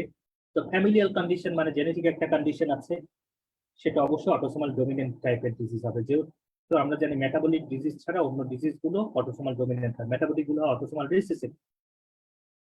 তো হাইপোক্যালসেমিয়া একটা অটোসোমাল ডমিনেন্ট ডিজিজ। এখানে কি হচ্ছে, এখানে ক্যালসিয়াম সেন্সিং রিসেপ্টর যেটা প্যারাথাইরয়েডে থাকে তার মিউটেশন হয়ে যাচ্ছে। মিউটেশন মানে হলো পার্মানেন্ট অল্টারনেশন বা পার্মানেন্ট নষ্ট হয়ে যাওয়া। ঠিক আছে, সো এখানে কি হচ্ছে, একটা অটোসোমাল ডমিনেন্ট কন্ডিশন, এখানে ক্যালসিয়াম সেন্সিং রিসেপ্টর গুলো পার্মানেন্টলি মিউটেটেড হয়ে যাচ্ছে। So the parathyroid gland will be literally blind, কারণ তার কোনো আর ফাংশনাল সেন্সিং রিসেপ্টরই থাকবে না। সো এখানে কি হবে, ব্লাডে ক্যালসিয়াম যখন বাড়তে থাকবে, আমাদের ব্লাডে ক্যালসিয়াম যখন বাড়তে থাকবে, আমাদের প্যারাথাইরয়েড সেটা বুঝতে পারবে না। নর্মালি ব্লাডে ক্যালসিয়াম বাড়লে সে ক্যালসিয়াম সেন্সিং রিসেপ্টর দিয়ে বুঝতে পারে যে ব্লাডে ক্যালসিয়াম বেশি আছে, প্যারাথাইরয়েড সিক্রেশন আমি কমিয়ে দিলাম। কিন্তু এখানে ক্যালসিয়াম সেন্সিং রিসেপ্টর নষ্ট, তো ব্লাডে ক্যালসিয়াম বেশি থাকলেও প্যারাথাইরয়েড বলবে আরে ক্যালসিয়াম ব্লাডে কই। সো প্যারাথাইরয়েড গ্ল্যান্ড বুঝতে পারবে না যে ব্লাডে ক্যালসিয়াম অলরেডি বেশি আছে।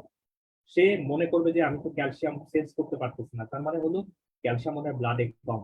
সে আরো আরো পিটিএস বা প্যারাথাইরয়েড হরমোন রিলিজ করতে থাকবে and this extra amount of PTS will cause further extra amount of calcium in the blood. So ultimately কি হবে তখন, হাইপার ক্যালসেমিয়া। ওকে, আবার এই ক্যালসিয়াম সেন্সিং রিসেপ্টর আবার আছে রেনাল টিউবুলেও। ক্যালসিয়াম সেন্সিং রিসেপ্টর আবার কোথায় আছে, রেনাল টিউবুলেও। এবং সেই ক্যালসিয়াম সেন্সিং রিসেপ্টর রেনাল টিউবুলের ভেতরে থাকা ক্যালসিয়ামকে একটা নির্দিষ্ট লেভেল না হলে রিঅ্যাবজর্পশন করতে দেয় না। তো যখন এই ক্যালসিয়াম সেন্সিং রিসেপ্টর নষ্ট হয়ে যায়, তখন দেদারসে ক্যালসিয়াম রেনাল টিউবুলের ভেতর থেকে রিঅ্যাবজর্পশন হতে থাকে। এই যে এটা ক্যালসিয়াম রেনাল টিউবুল, এখানে ক্যালসিয়াম সেন্সিং রিসেপ্টর থাকে রেনাল টিউবুলে। এই রিসেপ্টর গুলো একটা নির্দিষ্ট লেভেলের আগে ক্যালসিয়ামকে অ্যাবজর্পশন হতে দেয় না রেনাল টিউবুলের মধ্যে। কিন্তু যখন এই রিসেপ্টর গুলো নষ্ট হয়ে যায়, তখন এই যে ক্যালসিয়াম সেন্সিং রিসেপ্টর গুলো নষ্ট হয়ে যায়, সে বুঝতে পারে না ক্যালসিয়াম লেভেল রেনাল টিউবুলে কতটুকু। সো সে আর নেগেটিভ ফিডব্যাক পাঠাতে পারে না যে তুমি ক্যালসিয়াম রিঅ্যাবজর্পশন করো না। সুতরাং এক্সেস ক্যালসিয়াম তখন রিঅ্যাবজর্পশনে ব্লাডে চলে আসে, এতে ইউরিন দিয়ে ক্যালসিয়াম কম বের হয়, অর্থাৎ হাইপো ক্যালসিউরিয়া হয়, কিন্তু ব্লাডে কিন্তু ক্যালসিয়াম বেশি আসতেছে। এটি হলো ফ্যামিলিয়াল হাইপোক্যালসিউরিক হাইপার ক্যালসিমিয়া। আশা করি বুঝতে পারছেন। তুমি জানি আমি জানো সব কিছু এলোমেলো ধরে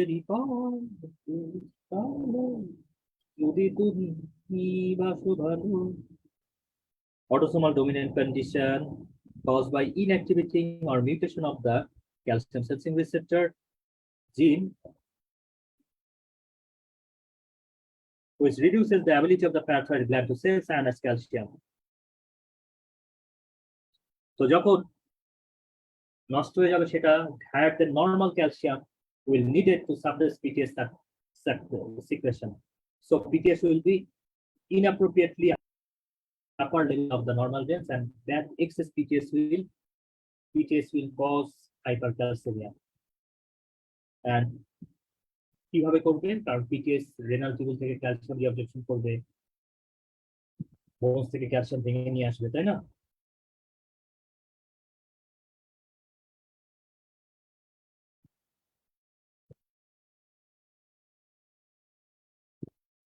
তারপরে calcium sensing receptor in the renal tubule will be also affected, and that will also cause increased renal tubular reabsorption of the calcium and hypocalciuria. এক্ষেত্রে আমরা জেনেটিক ডিজিজ হওয়ার কারণে ফ্যামিলি মেম্বারদের স্ক্রিনিং করব। হাইপোপ্যারাথাইরয়েডিজম,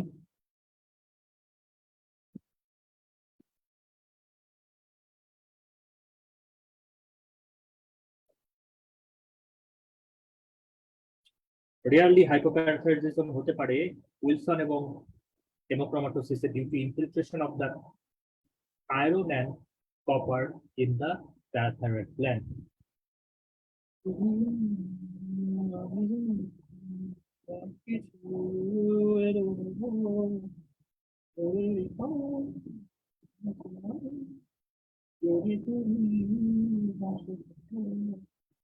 সিউডো হাইপোপ্যারাথাইরয়েডিজম এটি একটু মুখস্থের মতো ভাইয়ারা, আমি বলে দিচ্ছি একটু মনে রাখুন।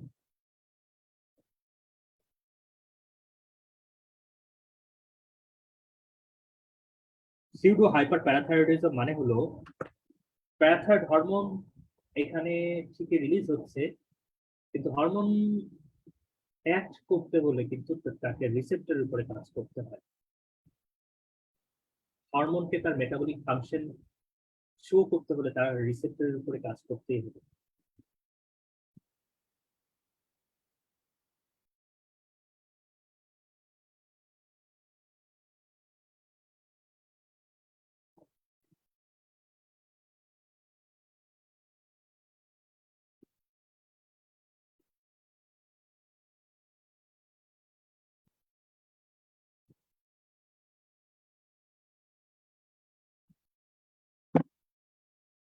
তো এখন প্যারাথাইরয়েড হরমোন যদি এমন হয় কখনো যে প্যারাথাইরয়েড হরমোনের রিলিজ ঠিক আছে, কিন্তু সে যে রিসেপ্টরের উপরে কাজ করে সেই রিসেপ্টরের সেন্সিটিভিটি কমে গেছে, তখন কি হবে?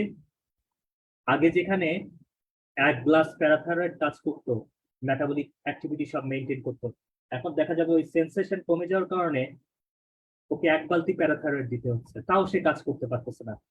তো এখানে কি হবে, প্যারাথাইরয়েড তার রিসেপ্টরের উপরে কাজ করতে পারবে না, কারণ রিসেপ্টর নষ্ট, এতে বড় প্যারাথাইরয়েড আরো বেশি বেশি রিলিজ হবে, তারপরেও সে ভালো কাজ করতে পারবে না। তো প্যারাথাইরয়েড কাজ না করলে কি হবে?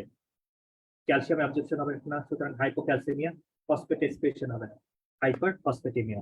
তার মানে এখানে ব্যাপারটা কি দাঁড়াবে, অলরেডি আমরা পড়েও আসছি অবশ্য, পিটিএস বেশি,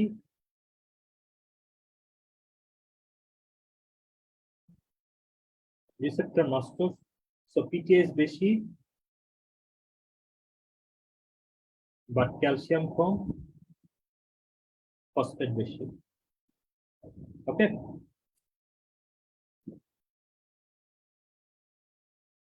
functionally hypothyroid instead of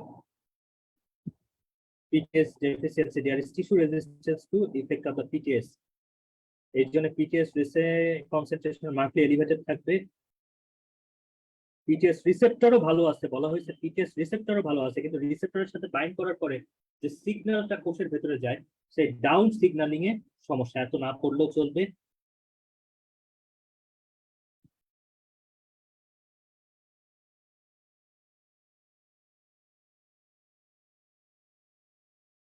There are several subtypes but most common হলো pseudo hypoparathyroidism type 1। এখানে কি কি থাকবে দেখেন, hypocalcemia, hyperphosphatemia in association with short stature, short fourth metacarpal and metatarsal, round face, obesity and subcutaneous calcification, যেটাকে একসাথে আমরা বলি আলব্রাইট হেরিডিটারি অস্টিওডিস্ট্রফি। আচ্ছা, আমি সুন্দর করে একটু লিখি, দেখি তো পারি কিনা।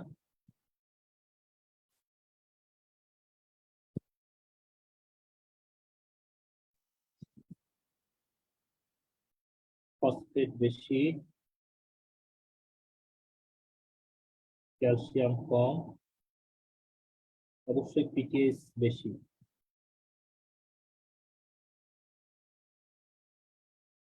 সাথে শর্ট স্ট্যাচার, জেনেটিক কন্ডিশন তো, স্ট্যাচার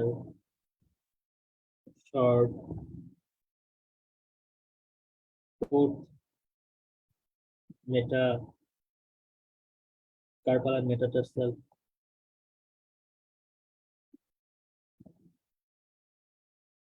টার্সাল, রাউন্ড ফেস, ওবেসিটি, এই সবগুলোকে একসাথে বলা হয় আলব্রাইট অস্টিওডিস্ট্রফি।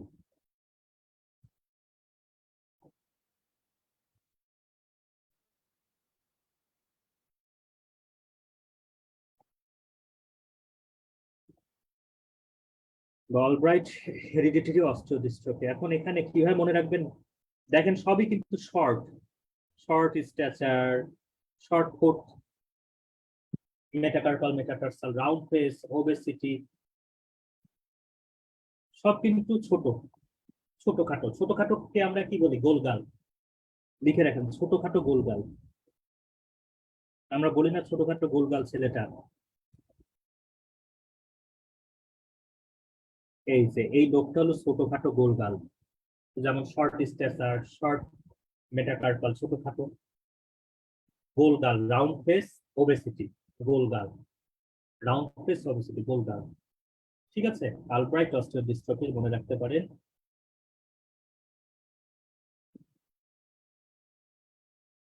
যদি তুমি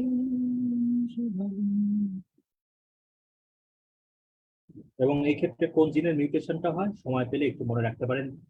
ন্যাস, GNAS1 মিউটেশন। এখান থেকে আর কিছু করতে হবে না। হাইপোপ্যারাথাইরয়েডিজম হলে ম্যানেজমেন্ট হলো, এখানে হাইপোক্যালসিমিয়া থাকে, সুতরাং ভিটামিন ডি এবং ক্যালসিয়াম,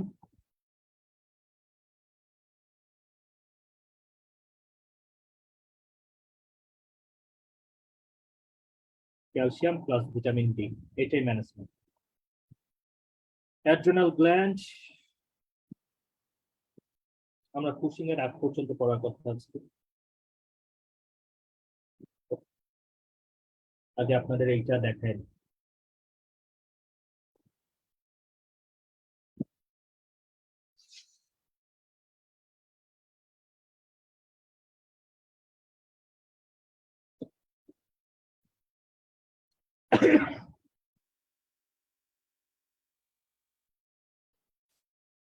আমাদের সুপ্রারেনাল গ্ল্যান্ড থাকে কিডনির উপরে, এবং এই সুপ্রারেনাল গ্ল্যান্ডকে যদি আপনি ক্রস সেকশন করেন, তিনটা লেয়ার পাবেন। লেয়ার তিনটার নাম হলো GFR, অর্থাৎ গ্লোমেরুলাসা, ফ্যাসিকুলাটা, রেটিকুলারিস। এই যে দেখেন, সবার বাইরে হলো গ্লোমেরুলাসা, তার ভেতরে হলো জোনা ফ্যাসিকুলাটা এবং রেটিকুলারিস। মেইনলি জোনা ফ্যাসিকুলাটা, রেটিকুলারিস একসাথেই থাকে এই জায়গাটা। অর্থাৎ অ্যাড্রেনাল গ্ল্যান্ডকে কাটলে আপনি দুইটা ভাগ পাবেন, অ্যাড্রেনাল কর্টেক্স আর হলো অ্যাড্রেনাল মেডালা। অ্যাড্রেনাল কর্টেক্স এর আবার তিনটা লেয়ার, GFR। কি কি? GFR, okay fine. G for glomerulosa, F for fasciculata, R for reticularis. তো এই ফ্যাসিকুলাটা এবং রেটিকুলারিস ওরা দুইজন একসাথেই থাকে মেইনলি ভেতরে। এখন ACTH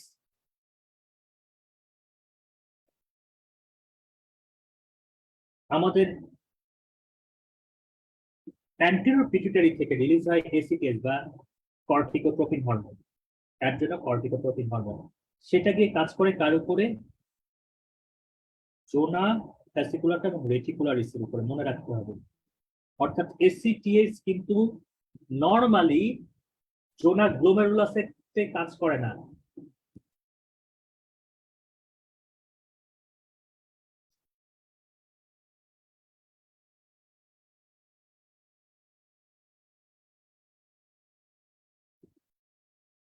অর্থাৎ ACTH মেইনলি কাজ করে হলো এই যে এই জায়গায়, জোনা ফ্যাসিকুলাটা এবং রেটিকুলারিস। তো ফ্যাসিকুলাটা এখন GFR মানে আমরা জানি জোনা গ্লোমেরুলাসা, ফ্যাসিকুলারটা এন্ড রেটিকুলারিস। তো গ্লোমেরুলাসা থেকে মেইনলি রিলিজ হয় mineralocorticoid,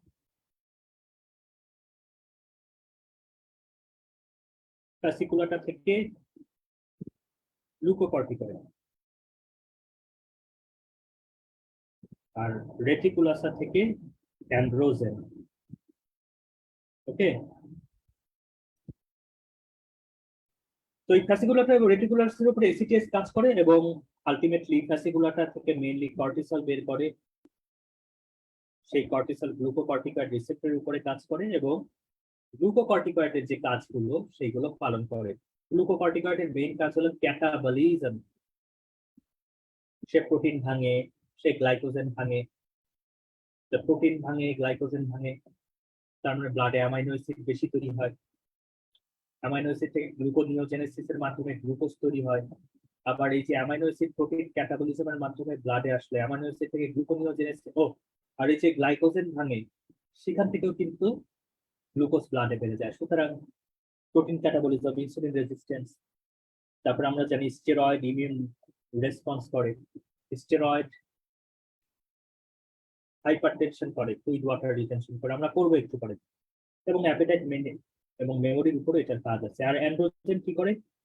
secondary sexual characteristic develop করে, মেয়েদের লিবিডো বাড়ায়, ছেলে মেয়েদের লিবিডো বাড়ায়, লিবিডো। তার মানে এসিটিএস এর কিন্তু গ্লোমেরুলাসা অর্থাৎ অ্যালডোস্টেরন রিলিজের উপরে বা মিনারেলোকর্টিকয়েড রিলিজের উপরে কোনো হাত নাই সাধারণত।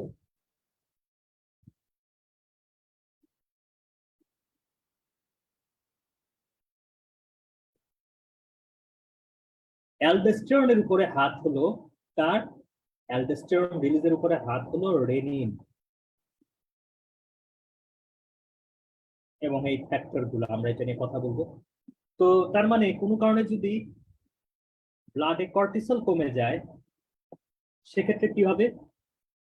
সেক্ষেত্রে ব্লাডে কর্টিসল কমে গেলে নেগেটিভ ফিডব্যাক মেকানিজমের মাধ্যমে এসিটিএস তখন বেড়ে যাবে। আর কর্টিসল যদি বেড়ে যায়, তাহলে নেগেটিভ ফিডব্যাক মেকানিজমের মাধ্যমে এসিটিএস কমে যাবে। অর্থাৎ ব্লাডে কর্টিসল কম, অ্যান্টিপিডিয়াট্রিক বুঝতে পারবে ব্লাডে কর্টিসল কম, আমাকে এখানে বাড়াতে হবে। তাহলে আমি কিভাবে বাড়াতে পারি? আমি এক্সেস এসিটিএস রিলিজ করবো। আর যদি ব্লাডে কর্টিসল বেশি থাকে, তখন পিটুইটারি বুঝতে পারবে যে ব্লাডে কর্টিসল বেশি, আমাকে ব্লাডে কর্টিসল কমায় আনতে হবে। তাহলে আমি কি করতে পারি? এসিটিএস কমাতে পারি। এই হলো নেগেটিভ ফিডব্যাক মেকানিজম। একটা বাড়লে অন্যটা কমতেছে, মানে টার্গেট হরমোন বাড়লে অন্যটা কমতেছে, টার্গেট হরমোন কমলে অন্যটা বাড়তেছে, ট্রপিক হরমোনটা বাড়তেছে। সুতরাং অ্যান্ড্রোজেন এবং কর্টিসল কমলে এসিটিএস বাড়বে, আর অ্যান্ড্রোজেন এবং কর্টিসল বাড়লে এসিটিএস কমবে। কিন্তু অ্যালডোস্টেরন কমলে বাড়লে সাধারণত এসিটিএস এর উপরে এটার তেমন কোনো প্রভাব পড়বে না। তার মানে অ্যালডোস্টেরনের উপরে কার ইফেক্ট? অ্যালডোস্টেরনের উপরে হলো renin, angiotensin, aldosterone এক্সেসের effect.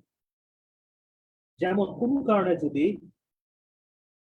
Renal perfusion কম হয়, আমি কথাতে কতবার যে বলছি যে রেনাল পারফিউশন কম, রেনাল পারফিউশন যদি কম হয়, তারপরে জিএফআর এর মাধ্যমে যে ফিল্টার হলো সোডিয়াম গুলো, তার পরিমাণ যদি কম হয়, কিংবা সিম্প্যাথেটিক অ্যাক্টিভেশন যদি হয়, এই যে মনে রাখতে হবে এই তিনটা হলো কি stimulator of aldosterone production: low renal perfusion, low filter sodium, and sympathetic activation. Sympathetic activation হলো রেনাল ভ্যাসোকনস্ট্রিকশন হয়ে রেনাল ব্লাড ফ্লো কমে যায়। এবং সেক্ষেত্রে এই তিনটা জিনিস হলে জাস্টা গ্লোমেরুলাস অ্যাপারেটাস থেকে রেনিন রিলিজ হয়। সে রেনিন অ্যানজিওটেনসিনোজেনকে অ্যানজিওটেনসিন 1 এ রূপান্তরিত করে, সেইটা আবার অ্যানজিওটেনসিন কনভার্টিং এনজাইম, যেটা লাং থেকে আসে, তার মাধ্যমে অ্যানজিওটেনসিন 2 তে রূপান্তরিত হয়, এবং এই অ্যানজিওটেনসিন 2 জোনা গ্লোমেরুলাস সাথে গিয়ে সেখান থেকে অ্যালডোস্টেরন রিলিজ করে, এবং অ্যালডোস্টেরন গিয়ে মিনারেল কর্টিকয়েড রিসেপ্টরের উপরে কাজ করে সোডিয়াম রিটেনশন করে। সোডিয়াম রিটেনশন হলে সাথে ওয়াটার রিটেনশন হয়। তো ওয়াটার রিটেনশন হলে কি হবে? ব্লাড ভলিউম বেড়ে যাবে, সুতরাং হাইপারটেনশন হবে। আর অ্যালডোস্টেরন সোডিয়াম অ্যাবজর্পশনের সাথে সাথে দুইটা কাজ করে, পটাশিয়াম এক্সক্রিশন করে এবং হাইড্রোজেন আয়ন বা প্রোটন এক্সক্রিশন করে। পটাশিয়াম এক্সক্রিশনের জন্য হয় হলো হাইপোক্যালেমিয়া, এবং প্রোটন বা হাইড্রোজেন আয়ন এক্সক্রিশনের জন্য হয় হলো বডি থেকে অ্যাসিড বের হয়ে যাচ্ছে, সুতরাং হবে হলো metabolic alkalosis effect. Very very very very much important.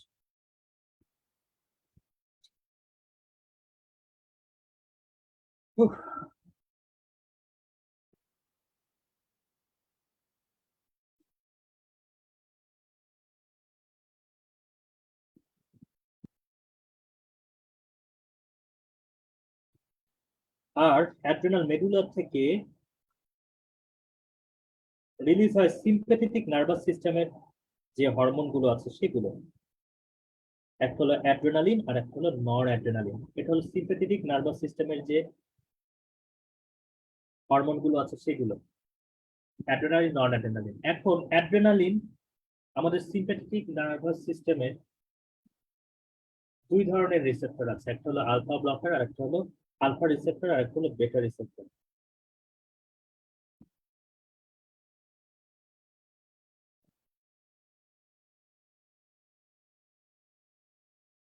একটা হলো আলফা রিসেপ্টর আর একটা হলো বেটা রিসেপ্টর।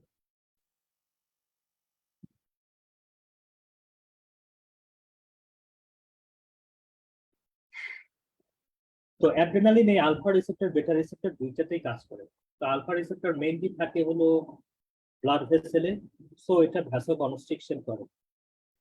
আর বেটা রিসেপ্টরের উপরে অ্যাড্রেনালিন কাজ করে। বেটা রিসেপ্টর থাকে দুই রকমের, বেটা 1 বেটা 2। বেটা 1 রিসেপ্টর থাকে হার্টে, সো সেটার উপরে কাজ করে সে কি বলে ট্যাকিকার্ডিয়া করবে।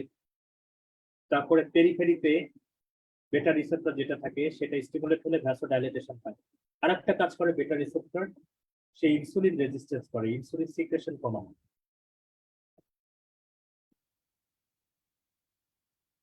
বেটা রিসেপ্টর স্টিমুলেটেড হলে সো ইনসুলিন রেজিস্ট্যান্স ডেভেলপ করবে। কিন্তু নন অ্যাড্রেনালিন দেখেন, নন অ্যাড্রেনালিন মেইনলি আলফা রিসেপ্টর উপরে কাজ করে, নন অ্যাড্রেনালিন কিন্তু বেটা রিসেপ্টর উপরে কাজ করে না। সো নন অ্যাড্রেনালিন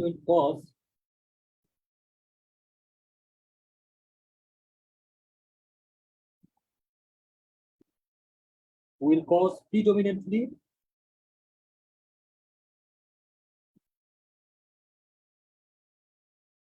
vasoconstriction.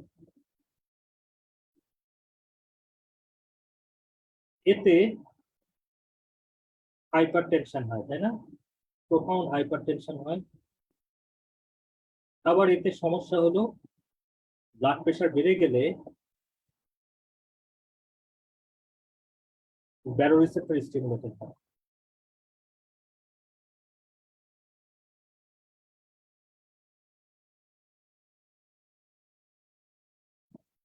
ব্যারোরিসেপ্টর স্টিমুলেটেড হলে কি হয়? ব্যারোরিসেপ্টর স্টিমুলেটেড হলে ব্যারোরিসেপ্টরের ওখানে থাকে ভ্যাগাস নার্ভ।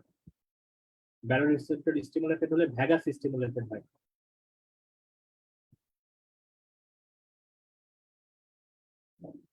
ভ্যাগাস স্টিমুলেটেড হলে আলটিমেটলি ব্র্যাডিকার্ডিয়া।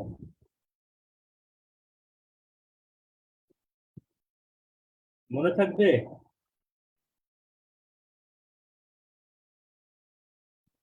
ব্র্যাডিকার্ডিয়া তার মানে নন অ্যাড্রেনালিন ব্র্যাডিকার্ডিয়া করে আর অ্যাড্রেনালিন ট্যাকিকার্ডিয়া করে।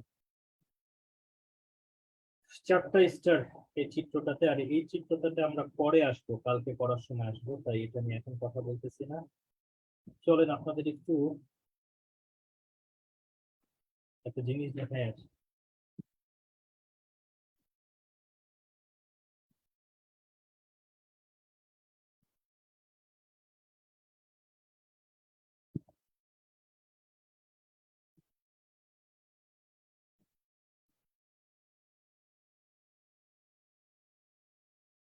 दिलरुबा दिलरुबा मेरी आंखों में दिलरुबा महबूबा महबूबा बस ये जान ले महबूबा तेरे बिन कुछ भी करे दिलरुबा दिलरुबा दिलरुबा मेरी आंखों में दिलरुबा महबूबा महबूबा बस ये जान ले महबूबा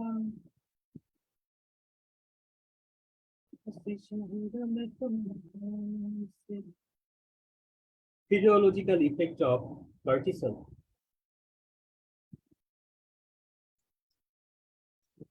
সুন্দর করে লিখে দিবেন।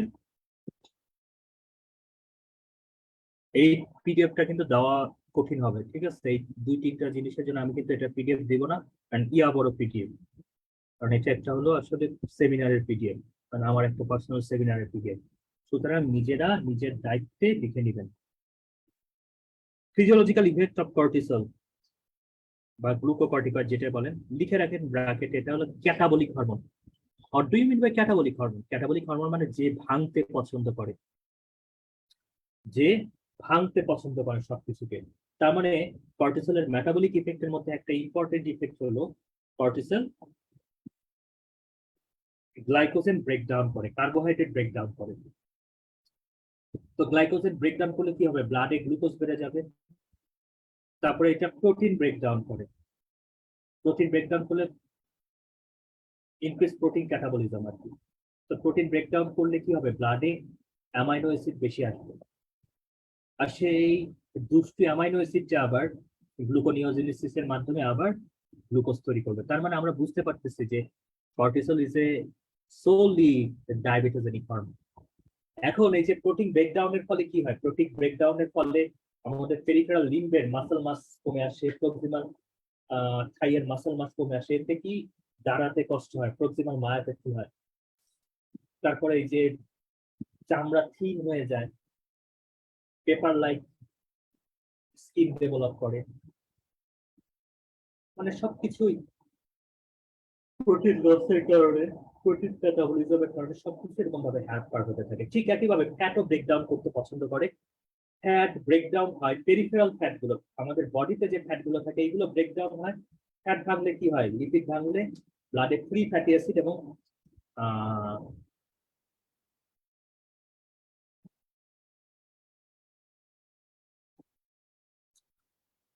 ফ্যাট ভাঙলে ব্লাডে ফ্রি ফ্যাটি অ্যাসিড বেড়ে যায়, তাই না? সেই ফ্রি ফ্যাটি অ্যাসিড থেকে এসিটাইল কোয়ে তৈরি হয়। অনেকগুলা বেশি এসিটাইল কোয়ে যখন তৈরি হয়, এসিটাইল কোয়ে মিলে অনেক বেশি এসিটাইল কোয়ে যখন তৈরি হয়, এসিটাইল কোয়ে মিলে অ্যাসিটো এসিটেট তৈরি করে, যেটা একটা কিটোন বডি। অর্থাৎ মনে রাখবেন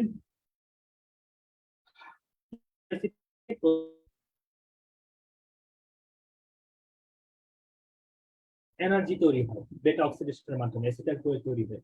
কিন্তু অনেক বেশি ফ্রি ফ্যাটি অ্যাসিড থেকে কি হয়, অ্যাসিটো এসিটেট তৈরি হতে, অ্যাসিটাইল কোয়ে তৈরি হতে হতে অ্যাসিটাইল কোয়ে মিলে অ্যাসিটো এসিটেট তৈরি করে। সেখান থেকে বেটা অক্সি বিউটারেট তৈরি হয়, যেটা একটা কিটোন বডি। সেখান থেকে অ্যাসিটন তৈরি হয়, অর্থাৎ এটা একটা কিটোজেনিক ইফেক্ট তৈরি করে। আর সব ফ্যাট ভেঙে বডি থেকে উড়াই দিলে তাও তো হইতোই, এই ফ্যাট গুলা ভেঙে আবার কিছু ফ্যাটকে মোবিলাইজ করে আমাদের টর্সোতে এসে জমা করে, অর্থাৎ আমাদের চেস্ট, আমাদের পেট এখানে জমা করে, যেটাকে আমরা বলি সেন্ট্রাল ওবেসিটি। তার মানে ব্লাড গ্লুকোজ বাড়ানোর জন্য কর্টিসলের একটা বিশাল ইফেক্ট আছে। এই জন্য অ্যাড্রেনাল ইনসাফিসিয়েন্সি পেশেন্টরা যদি ফাস্টিং থাকে, তাদের কিন্তু অনেক সময় হাইপোগ্লাইসিমিয়া ডেভেলপ করতে পারে। Effect on blood cells and lymphocytic organ, এটা লিখে রাখেন, effects on blood cells and lymphocytic organ. মনে রাখবেন এরা সব কমাবে, শুধু তিনটা মেইন জিনিস বাড়াবে ব্লাডের। ব্লাডের তিনটা মেইন জিনিস কি, এক হলো আরবিসি, 2 নম্বর প্লেটলেট, 3 নম্বর হলো নিউট্রোফিল। এই তিনটা জিনিস সে শুধু বাড়াবে, বাকি সব কমাবে। ইউসিনোফিল, বেসোফিল, লিম্ফোসাইটের সাইজ, লিম্ফ নোডের সাইজ, থাইময়েডের সাইজ, সাইটোকাইন, সব কমাবে। শুধু তিনটা জিনিস বাড়াবে, নিউট্রোফিল, প্লেটলেট, আরবিসি, যেটা মেইন তিনটা ব্লাডের কম্পোনেন্ট। আর একটা ঝামেলা হলো এটাকে স্ট্রেস হরমোন বলা হয়। কারণ কি, যখন বডিতে কোনো স্ট্রেসফুল ইভেন্ট হয়, যেমন কোনো ইনফেকশন কিংবা ম্যাসিভ একটা সার্জারি, তখন সেই স্ট্রেসফুল কন্ডিশনে বডিতে এক্সেস এনার্জির দরকার হয়।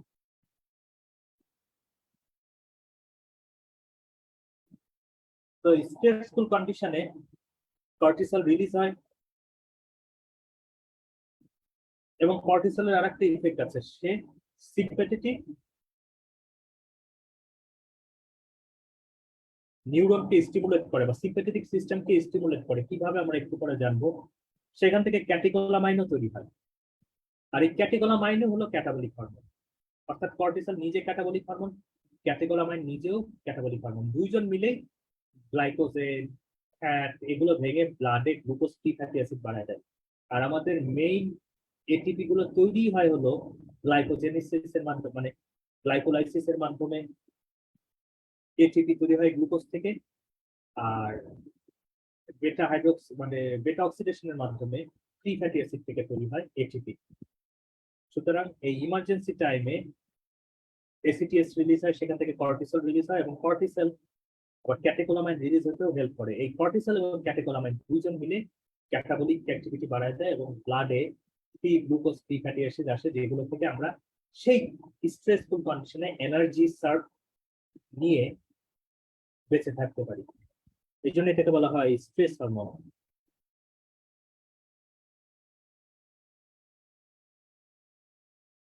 অ্যান্টি-ইনফ্লামেটরি ইফেক্ট অফ স্টেরয়েড, এটা লাইসোসোমাল মেমব্রেন স্টেবিলাইজ করে, ক্যাপিলারি পারমিবিলিটি ডিক্রিজ করে, ডাব্লিউবিসি মাইগ্রেশন ডিক্রিজ করে, লিম্ফোসাইটের কাউন্ট ডিক্রিজ করে, ইন্টারলিউকিন সিক্রেশন 1 ডিক্রিজ করে, অ্যারাকিডোনিক অ্যাসিড রিডিউস করে। মুখস্থ।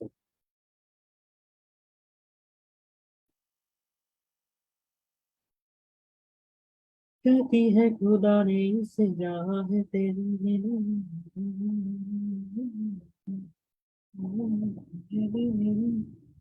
Glucocorticoid mainly release by 4 a.m.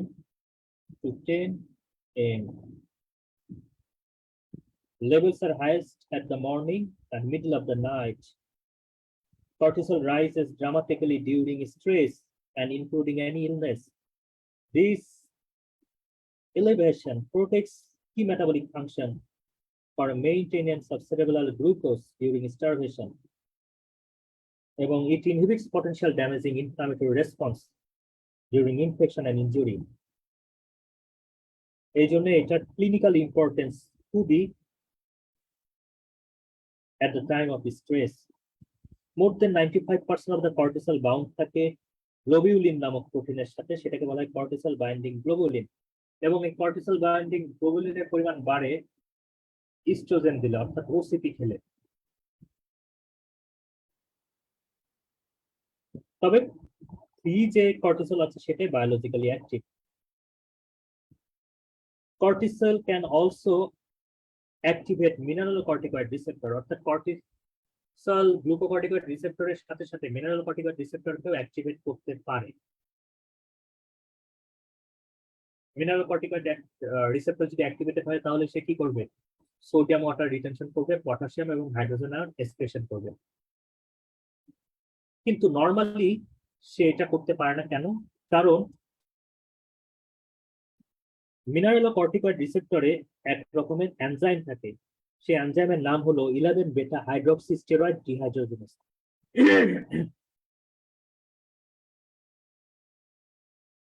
Mineralocorticoid receptor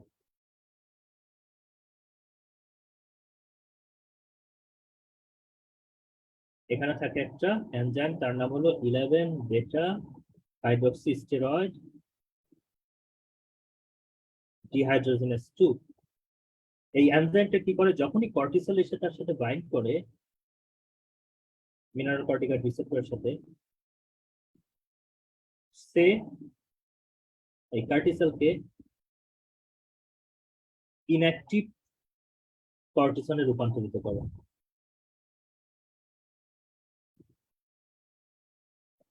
so তখন কর্টিসল আর মিনারেলোকর্টিকয়েড রিসেপ্টরের উপরে তার মিনারেলোকর্টিকয়েড অ্যাক্টিভিটি দেখাতে পারে। তবে এমন কোনো ড্রাগ যদি দেওয়া হয় কিংবা এমন কোনো জিনিস যদি পেশেন্ট খায় যেটা 11 বেটা এই মানে বেটা হাইড্রক্সি ডিহাইড্রোজেনেস 2 কে ইনহিবিট করে, যেমন লিকোরাইস, যেটাকে আমরা বাংলা বলি যষ্টি মধু, যষ্টি মধু। এই যষ্টি মধু 11 বেটা HSG2 কে ইনহিবিট করে। সো তখন কর্টিসলকে বাধা দেওয়ার মতো বা ইনঅ্যাক্টিভেট করার মতো আর কেউ থাকে না, কারণ এটা নিজেই ইনহিবিটেড। সো তখন মিনারেলোকর্টিকয়েড অ্যাক্টিভিটি দেখা যায়। তখন সোডিয়াম রিটেনশন হয়, হাইপারটেনশন হয় এবং পটাশিয়াম বের করে দেওয়ার জন্য হাইপোক্যালেমিয়া হতে পারে এবং হাইড্রোজেন আয়ন বের করে দেওয়ার জন্য অ্যাসিডোসিস হতে পারে।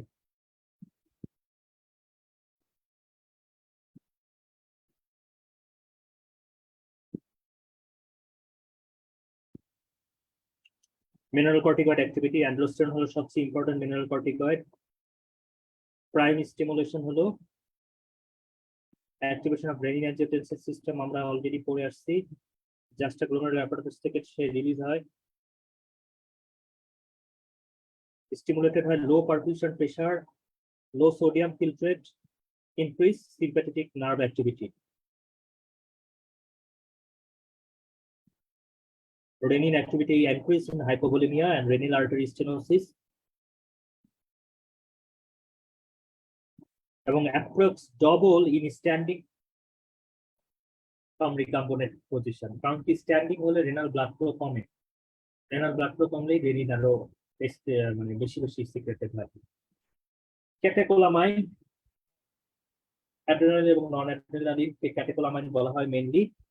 এরা অ্যাড্রেনাল মেডুলা থেকে রিলিজ হয় এবং সিম্প্যাথেটিক নার্ভ এন্ডিং থেকে রিলিজ হয়। Conversion of non adrenaline to অ্যাড্রেনালিনের জন্য আমরা ক্যাটেকোলোমিথাইল ট্রান্সফারেজ নামক এক রকমের এনজাইম ইউজ হয়, যে এনজাইমটা গ্লুকোকর্টিকয়েড ইনডিউস করে। Blood flow in the adrenal gland is centripetal, that is medialized bathed with high concentration of cortisol, and which is a major source of circulating adrenaline.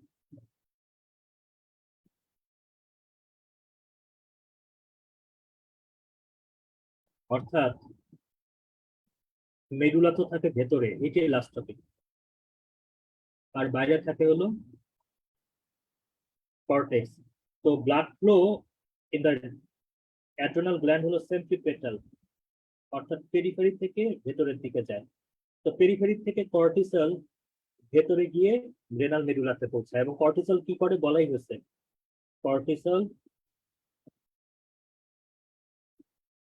Stimulate ক্যাটেকোলোমিথাইল transferase, আর এই ক্যাটেকোলোমিথাইল transferase আবার নন adrenaline থেকে